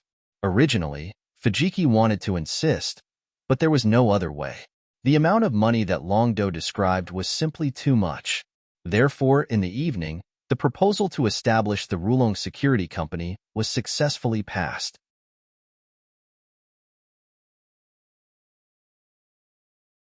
Chapter 83. That's it. Our Rulong Security Company started to operate today. Isn't that awesome? Yeah. With Gao Yuan around, the business side of things isn't a problem at all. All kinds of procedures are like child's play. Moreover, he doesn't even need to show up. He just needs to rely on his phone. How advanced. Yeah. Sensible also found some foreign security instructors through online channels to train the brothers transferred from Rulong Group into professional security personnel. At the same time, they are also closely monitoring the situation at the police station to ensure that there will be no problems. Yeah. Uncle Fujiki has also said that he will fully support me. The brothers in the Rulong Group are also very happy to receive a generous salary. They are all fighting to sign up for the company. In short, everything is going smoothly. Yeah. However, while all the students were enjoying lunch at Dori No. 1 High School, Kanzaki-colored glaze was sitting upright on the carpet as he elegantly picked up his chopsticks. Her eating movements were neither fast nor slow, and her demeanor was elegant. However, her eyes never looked at the man sitting opposite her, who was talking animatedly. This strange situation had been like this ever since Ryudo saw her today. It didn't matter if Ryudo came to talk to her, or if they sat in the garden and ate together. In short, this young miss almost completely treated Ryudo as an invisible person. No matter what the other party said, she would just casually respond with two N's. What's going on? Colored glaze seems to have a problem with me? Was she still angry? Seeing Lu Li's angry look, Long Do thought that she was angry because of what had happened the night before. At that time, because of some misunderstanding, Ryudo had sent her some ungentlemanly text messages. This was indeed a problem, but that was already the day before yesterday. Why was he still angry until now? Just as Ryudo was puzzled, The dancing costume standing next to him secretly revealed a happy smile. Stinky hooligan. Big idiot. This is great. You've completely angered the young Mississippi. Looks like the young miss won't bother with you anymore. Although Ryudo thought that Colored Glaze was angry about what happened the night before, Dancing Costume knew that she was angry about what happened yesterday morning. That's right, it was the shocking Tsukumori Union x Ryudo Kiryu. The greatest crime in history that happened yesterday morning. When the eldest miss saw that everyone in the first high BBS forum was discussing the relationship between Union and Ryudo, her expression was very interesting. From the perspective of Dancing Costume, it was as if something that belonged to her had been snatched away by a woman who had suddenly appeared out of nowhere. To put it simply, he was jealous, and he was extremely jealous. Even if Dancing Costume didn't want to admit it, he could see that the eldest miss cared about Ryudo more or less. Therefore, after a day had passed, the eldest miss's resentment and jealousy clearly didn't disappear at all. It might even continue to ferment. Ryudo Kiryu, this is the price you have to pay for having 1 foot in 2 boats. Accept your punishment, bastard. Looking at the eldest Mrs. calm expression, but in fact, her face was surging with emotions, Dancing Costume secretly laughed. Perhaps it was because Ryudo had just gained a wave of wisdom yesterday. His brain finally filled up a little bit. He gradually smelled the sour smell of jealousy. Could it be that the eldest miss is jealous? Is it because I went to school with senior sister Union yesterday morning? So she doesn't want to bother with me now? After understanding this, Ryudo sighed and said to Colored Glaze, who was drinking tea, Colored Glaze, I like you. Suddenly, the tea in Colored Glaze's mouth spurted out from her nose. Cough, cough. She quickly took the handkerchief from Dancing Costume's hand, wiped the tea in her nose, and said angrily, Are you crazy? Originally, Colored Glaze planned to use a cold face to face Ryudo to make him back off. But this bastard actually said, I like you without batting an eyelid? And he said it in front of Dancing Costume? Straight ball. This wasn't a simple straight ball. It was simply a super invincible straight-line explosive tornado ball, the kind that almost made Colored Glaze's face crooked. But Ryudo was not aware of this, because this was a very normal thing to him. So he smiled indifferently and said, I'm a man. If I like you, then say I like you. If I don't like you, then say I don't like you. My words are worthy of the heavens, worthy of the earth, and worthy of myself. What's wrong with that? Because his attitude was too matter-of-fact, Colored Glaze didn't know how to respond. After a while, Luli sighed and said, I know your intentions, but since you like me, then you shouldn't have done it with senior sister Yun yesterday. Yes, because I also like her, so it's normal to go to school with her. Nanny? What? Just when Ryudo said, I also like Union and Tsukigami in a serious manner, Colored Glaze and Dancing Costume were stunned and made strange questioning sounds. Did I hear it wrong? Just now this kid said in front of Miss that he also likes Union and Tsukigami? Moreover, it was added immediately after he had said that he liked the young miss? Dancing Costume couldn't help but open her mouth wide, with a look that said, Are you fucking drunk?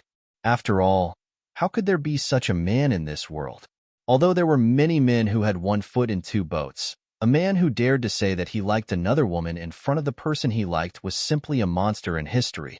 But compared to Dancing Costume, who was so shocked that her eyeballs almost popped out, Colored Glaze was obviously much calmer. She was stunned for a moment, then asked in a tone that said she didn't know whether to laugh or cry, What is this? Are you announcing to me that you haven't made up your mind? That you haven't made a choice between me and Union? No, I've already made my choice. Then what is your choice? I want both. You and Union are members of my harem.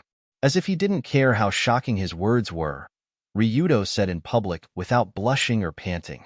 Indeed, polygamy did exist in this world, and many neon officials and nobles did have several wives in secret.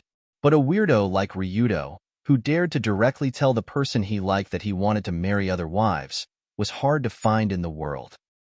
Don't you think this is unfair to me? After a few seconds of silence, Colored Glaze asked, Indeed, but my feelings for you are loyal. I think that when you have feelings for multiple women, you no longer have the right to talk about loyalty. But at least I openly expressed my desire to start a harem, and let you have a full understanding of it before that. Compared to those indecisive and deceitful men, I'm much better, right? From this point of view, my feelings are loyal and without a trace of deceit. Even if he was talking about such a shameless thing, Ryudo's tone was still sonorous and powerful.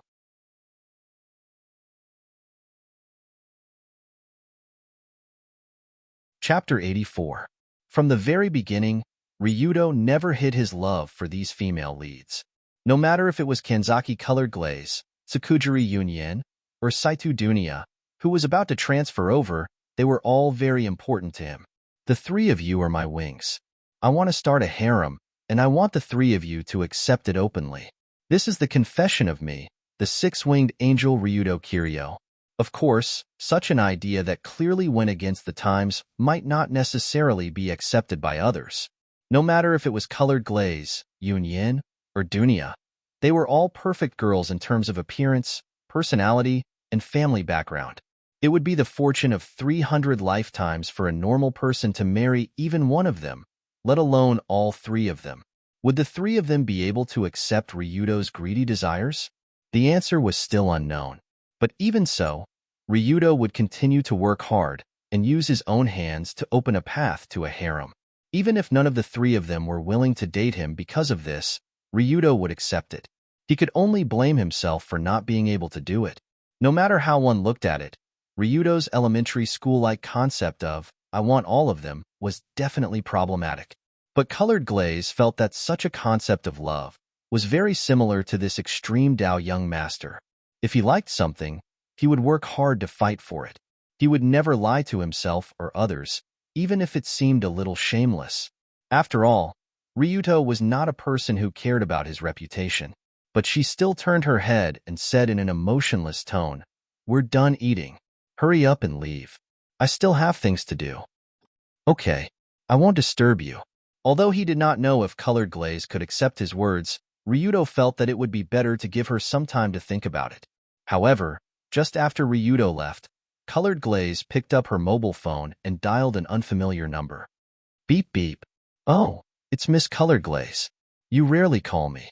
What's the matter?" "Uncle Suzuki, I have a good friend who owns a company. However, his background is not very clean, so he may be involved in some inspection problems. I hope you can take care of him." "So that's how it is. No problem.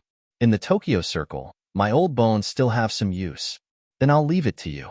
I'll ask my assistant to send over the company's information in a while." After exchanging a few more pleasantries with the person on the phone, Colored Glaze hung up. But the moment she hung up the phone, she saw Dancing Costume's stunned expression. Others might not know who Lioli was calling, but it was impossible for Dancing Dress to not know.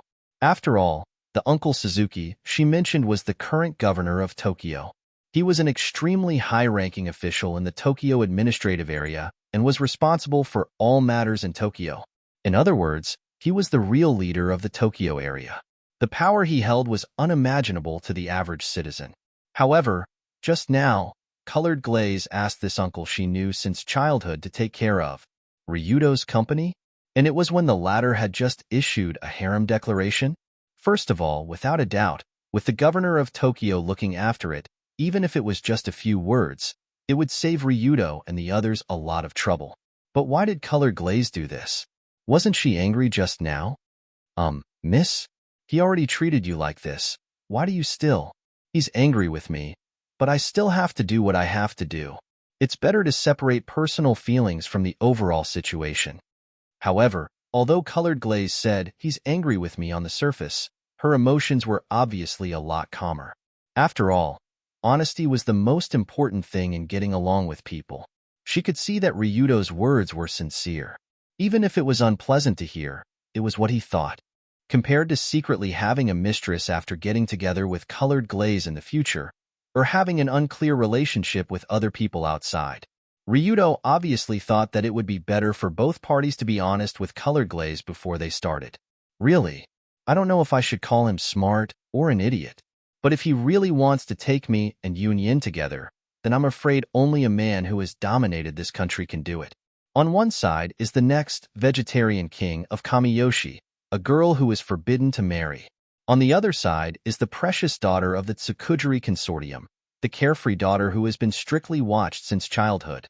To take these two women into the palace at the same time, the difficulty was no less than taking the head of the emperor and using it as a toilet.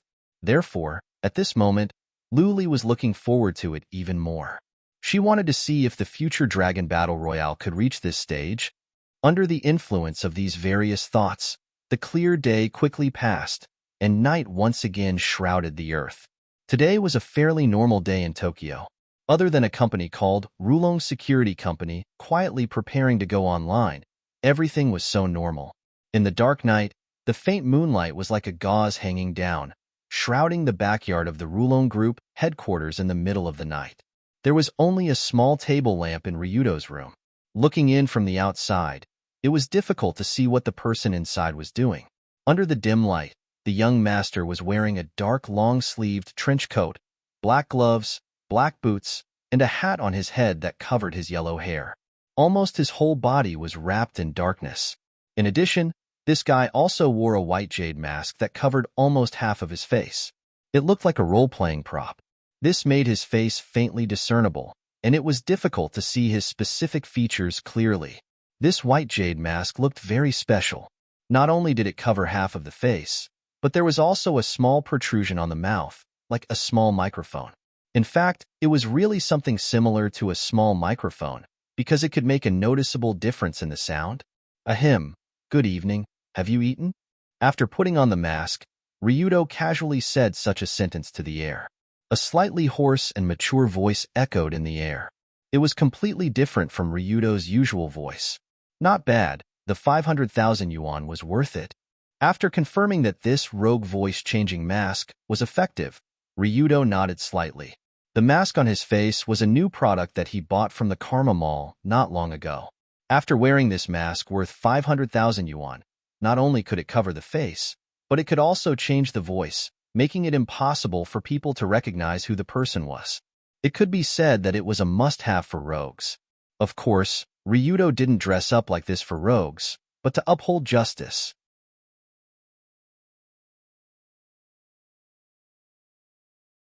Chapter 85.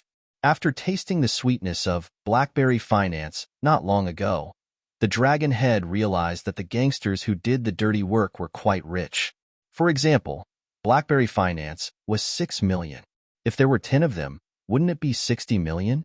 Wouldn't 100 of them be as much as 600 million? Therefore, before the Rulong Security Company was on the right track, Ryudo planned to use this to make some money. Therefore, with the sense of justice of punishing evil, he prepared to enter the streets at night to see if he could get rid of the evil. It's about time. Let's go. After confirming that he didn't miss anything, Ryudo turned off the table lamp and jumped out of the window. Jumping over walls was a common occurrence for him. When the cold wind of the night blew on Ryudo's face, it even brought a feeling of satisfaction. Under the cover of the moonlight, the young man rushed out of the Rulong Group headquarters with extreme speed and sneaked into the streets of Tokyo. Under the night sky, Tokyo was a city that never slept. Neon lights flashed here, and most of the streets were still lit up. But under the lights, there was still an unconcealable evil churning, waiting for the people of the night to save it. Phew, phew, phew. Help, help. When the hour hand of the clock pointed to 2 in the morning, at a remote corner outside a bar, a woman who looked gaudy was panting as she squatted against the wall. Her mouth kept calling for help, just as the woman, who looked to be in her early 20s, leaned against the corner and shivered. 3 gangsters who looked sloppy and almost had "I'm not a good person" on their forehead walked over with a smile. Hee hee, what's there to run for? We just want to have some fun with you. We won't do anything to you. Their lips curled up into a wretched arc, and their tone was extremely insulting. It was easy to imagine what would happen later. It was already late at night, and there weren't many people passing by this alley. If this continued, wouldn't the girl fall into the devil's claws? However, just as the leader of the group was about to grab the woman and forcefully pull her into the depths of the alley to have some fun, "Hey, guys, do you have any money?" A hoarse voice suddenly drifted over from the wall above them. "Who is it?" The leader hurriedly looked up at the top of the wall. Under the dim light of the street lamps, a dark figure appeared there. On top of the wall that was more than 2 meters high, a man who was almost completely wrapped in black sat there as if he was watching a joke, looking down at the 4 people below. You. What the hell was that? Are you acting by dressing up like this? He must have gone to the wrong set. Or are you crazy? After seeing the uninvited guest's appearance, the leader instinctively cursed. But just at the moment when he just cursed, the man above, Ryudo, had already jumped down from the wall that was more than 2 meters high and directly stepped on the head of the gangster closest to him. It was needless to say how strong the impact of a person jumping down from a 2-meter-high wall was. The gangster only saw the shadow on his head quickly become bigger. Then there was a sharp pain on his forehead, and he immediately lost consciousness. Bastard. Just after Ryudo took the lead and killed one person, another gangster standing next to the leader immediately made his move. He picked up a glass bottle from the garbage next to him and smashed it at Ryudo's head without hesitation. Just as he was halfway through swinging the bottle in his hand, an iron-like hand grabbed his wrist and forcefully twisted it downwards. Pacha! With the crisp sound of bones, the gangster's wrist was broken on the spot, and he fell to the ground crying while holding his wrist. After seeing Ryudo kill his 2 underlings in the blink of an eye, the leader couldn't help but take a half step back, and there was obvious fear in his eyes. For a group of street thugs like them, being able to clearly identify the strength of the other party was actually a very important skill. Otherwise, if they were to bump into an iron plate one day and die, that would be a bit too stupid. Judging from the current situation, they should have hit a metal plate. Moreover, this metal plate was solid. It was fucking hard. So he couldn't help but ask, "Who are you? What is your purpose?" "I am the messenger of justice, the black hero who maintains the order of this city." Black hero? Maintain the order? Yes, now leave all the valuable things on you and your companions, and then take them away. Wait, you have the nerve to call yourself the messenger of justice, bastard? Black hero? Robber? At this time, the leader silently ridiculed in his heart, but he quickly took out a very sharp sawtooth military knife from his waist. This sawtooth military knife was a high-end product he bought from the black market at a high price. It was very sharp and full of murderous aura, the kind that ordinary people would immediately pee their pants when they see it. However, just as the leader was about to struggle with the weapon, his eyes suddenly widened. Because the moment the leader raised his head, a black pistol was already pointed at his lower body. "You took out this knife. What are you going to do?" Ryudo asked with a smile when he pointed the gun at the opponent's vital part. There are hundreds of martial arts, but this is the spear technique. When the opponent is unprepared, attack the penis. You use a weapon, I also use a weapon. You use a knife, I use a gun. This is very fair. Look at this military knife. Isn't it good? I was just going to take it out to show my filial piety to you, and the money on them is all for you. When the gun was pointed at him, the leader's expression became very flattering, and he quickly and skillfully searched for all the valuable things from the 2 underlings on the ground. Wallet? Take it away. Throw away the useless ID. Watch? Take it away, but don't want the electronic watch. It's not worth much. Phone? Take it away. Remove the SIM card and throw it in the smelly ditch. Gold and silver ornaments? Take it away. Take it all away. In the end, even the sawtooth military knife in his hand was put into a bag, and after respectfully handing it over, the leader said with a bitter smile, "That, Mr. Black Hero? Can I go now?" Ryudo weighed the weight of the goods in his hand and said with satisfaction, "Well, it was a pleasure working with you. Get out." Just like this, the messenger of justice and the street thug reached a consensus. The latter carried his companion with a complicated expression and ran away. The messenger of justice took a bag full of valuables and walked toward the woman who was almost hurt. When the woman realized that the hero saved her, she also showed a happy smile and said to him with a smile, "That, I'm very grateful. Cut the crap. How much money do you have? Throw it all into the bag." What? After hearing the words that obviously didn't sound like a hero, the expression on the woman's face froze.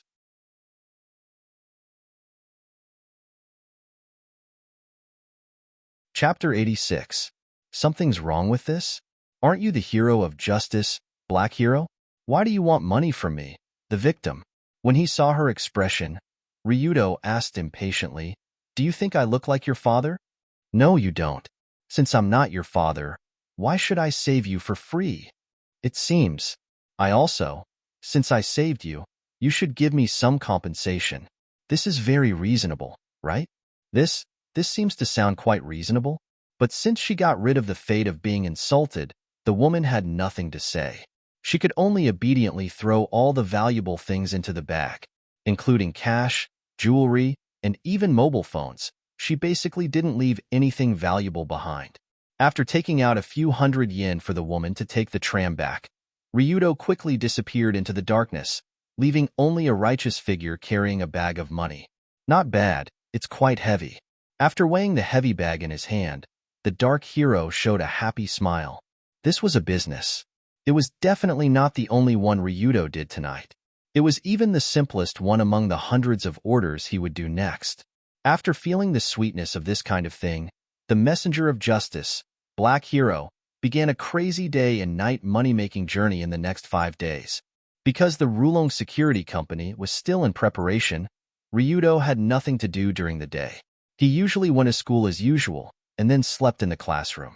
At noon, he went to find colored glaze to eat, and in the afternoon, he went to find Union to talk about books. He was a scumbag trying to capture 2 female protagonists in a love game. But in the evening, the night in Tokyo, Ryudo's wonderful nightlife began. Under the dark night, the messenger of justice, Black Hero, quickly passed through the streets and alleys of Tokyo and carried out a crazy search for those who obviously didn't look like good guys. As long as it was a gangster who didn't look like a good guy, whether they were doing bad things or not, Ryudo would make a move on the spot. After beating someone up, they would take all their belongings.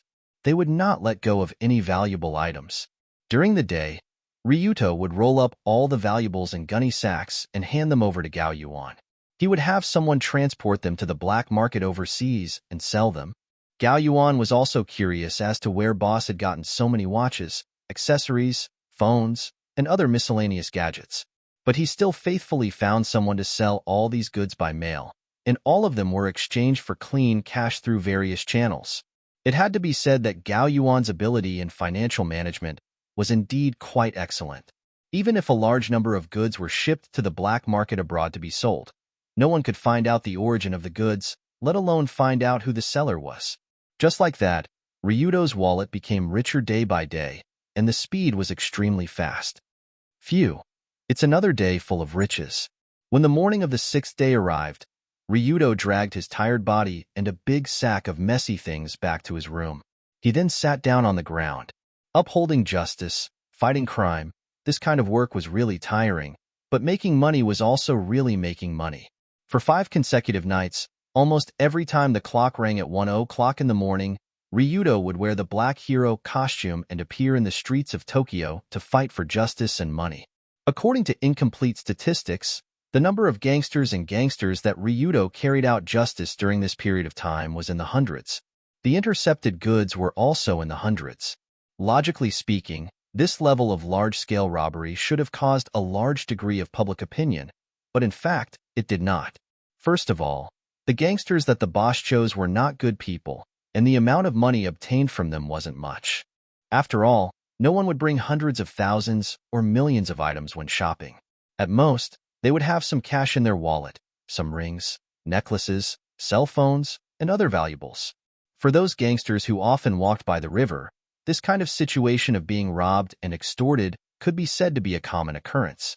As long as there was no serious injury or death, even they themselves wouldn't take this matter to heart, let alone calling the police.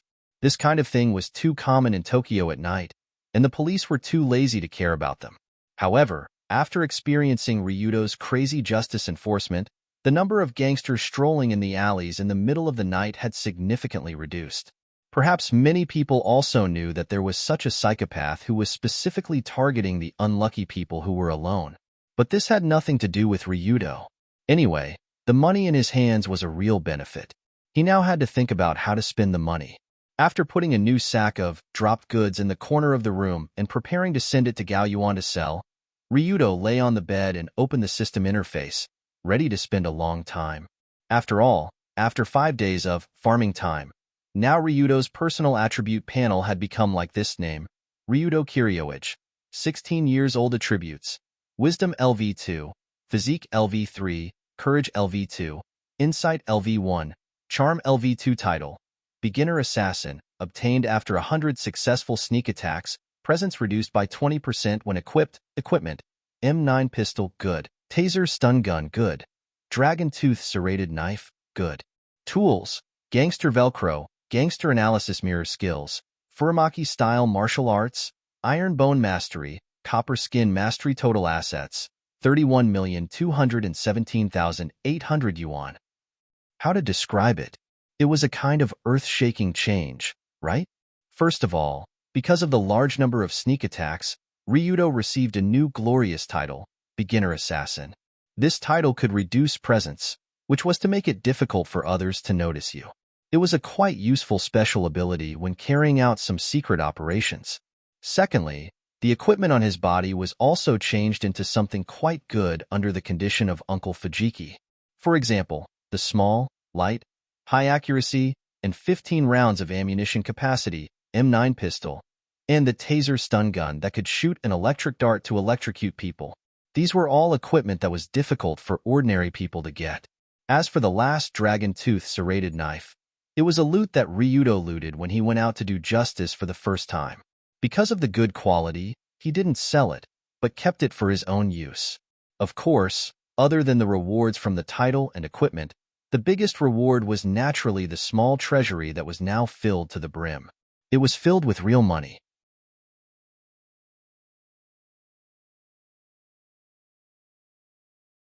Chapter 87.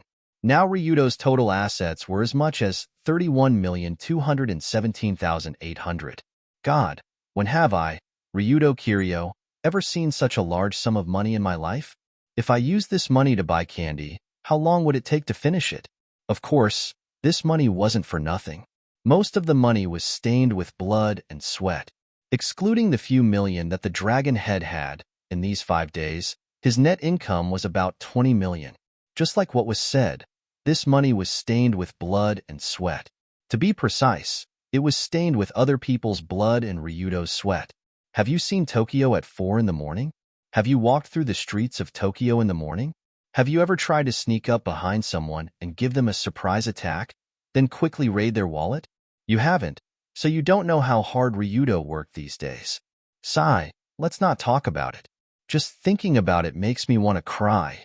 Let's spend the money first. Looking at the huge sum of money flashing on his status page, Ryudo's face revealed a mysterious smile. 30 million in total assets wasn't a lot, but it wasn't a small amount either. It depended on how Ryudo used it. First, I should upgrade all the attributes that haven't been upgraded yet. Immediately, Ryudo looked at his status bar and looked at the 2 attributes that haven't been upgraded yet. So far, among the 5 attributes of Wisdom, Physique, Courage, Insight, and Charm, only Courage and Insight haven't been upgraded yet. The first attribute upgrade only required 5 million yen. It was quite worth it. Moreover, the Courage attribute was naturally at level 2. At the beginning, Ryudo didn't think that Courage was useful. It wasn't until that time when he confronted Eternal Empress Amaterasu and was almost scared to the point of being unable to move, that he finally realized the benefits of having such a bold personality. As for Insight, the benefits were even more obvious. It could directly see other people's emotions and actions. It provided obvious help whether it was in daily life or in battle. Therefore, after Ryudo boldly clicked a few times, the 2 attributes were upgraded at the same time and emitted a golden light. After the upgrade, Ryudo's attributes became Wisdom LV2, Physique LV3, Courage LV3, Insight LV2, Charm LV2. Without changing any of his attributes through the title, his 5 attributes were already considered to be quite decent and were gradually developing in the direction of a bucket. Although upgrading these 2 attributes cost 10 million yen, compared to the cost of the second upgrade, it was cheap as if it didn't cost money. After all, starting from the second upgrade, the cost of a single upgrade would soar from 5 million to 50 million. This huge amount of money was not something he could afford at the moment. Thus, Ryudo took the remaining 20 million yen and opened the Krypton shop that he hadn't visited in a long time. Although there was a dazzling array of items tempting him, compared to items, Ryudo still felt that skill books were more practical, especially after he had tasted the benefits of Iron Bone Mastery and Bronze Skin Mastery. He could not wait to buy more and more powerful skills. After browsing through the skills store, Ryudo first saw two particularly practical skills. These two skills were Brawler Doesn't Die by Bare Hands and Parkour Master. The former allowed him to turn anything in his hand into a combat tool when he didn't have a weapon. Even a chair could be used as an attack weapon. It could be said to be the essence of the dragon style. The latter could increase his running speed and agility. Even in a very complicated environment, he could still run at full speed. It could be said to be a godly escape tool. These two skills combined with the previous passive of Copper Skin and Iron Bone should be enough to deal with most combat environments. Even if he encountered a situation like before where professional mercenaries came to cause trouble, Ryudo would still have the strength to fight. Of course, such practical skills had a very practical price. After all, the price of these two skills was 3 million yen respectively. He suddenly lost another 6 million. However, looking at the two new skills with 20% proficiency in the skill bar, Ryudo still felt quite happy. After buying the skills, he casually picked up an ear pick from the side. With a slight movement of his wrist, this weapon, which was not a weapon, was thrown at the wall with the speed and strength of a flying knife. Whoosh! Squeak! Accompanied by a strong wind-breaking sound and a slight creaking sound, the ear-digging spoon with a blunt head and light weight actually pierced through the wall 5 meters away, abruptly getting stuck on top of it. Although the depth of the penetration was not very exaggerated, with the sharpness and weight of the ear pick, the power caused by this throw could be said to be quite terrifying. Good God! Is this hooligans don't die by their hands? It really felt like a random pebble could beat someone until they cried out in pain. Looking at the pair of hands that didn't seem special on the surface, but had just made a shocking move. For the first time, Long Do deeply felt how terrifying his potential was. Now, hooligans don't die by their hands only had 20% proficiency.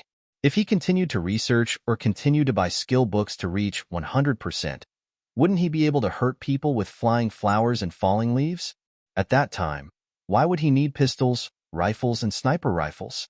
He could take a stone and throw it 1,000 meters away. Maybe it could make a big hole in a person's head. The legendary Internal Force Master was just like that. However, the premise was that there must be so many skill books to buy. After all, money was common, but skill books were not common. This thing was still a scarce resource. However, after buying these two skills, Dragonhead still had about 15 million left in his hands, so it was not a problem to buy a few more skill books. But there were too many skills in this skill store, and all kinds of skills were a bit too messy, which really made him a little dizzy. What the hell is this? Let's just see what's on the last page. After continuing to search in the skill store with excitement and speechlessness for a while, Ryudo couldn't help but pull and directly swipe to the bottom page of the skill store. But at this moment, what appeared in front of his eyes was the most unique blank skill book with no name written on it. What is this? Ryudo curiously opened the blank skill book, and then he was suddenly energized. Because the description of this blank skill book was, after buying this skill book, you can specify to increase the proficiency of any skill in the skill bar by 20%. Hiss. It's actually a skill book that can level up any skill. This is a little too expensive, you bastard. Just when Ryudo wanted to cheer, he saw the price of 10 million yen of this skill book, and suddenly felt that he couldn't cheer. You're tuning in to the Romance Rendezvous YouTube channel. We're so grateful for your support, and don't forget to subscribe to join us on this incredible journey through captivating stories. Your generosity through donations truly makes a world of difference, as it's the primary source of revenue that allows me to expand and enhance this channel for you. Thank you from the bottom of my heart for being a part of this adventure.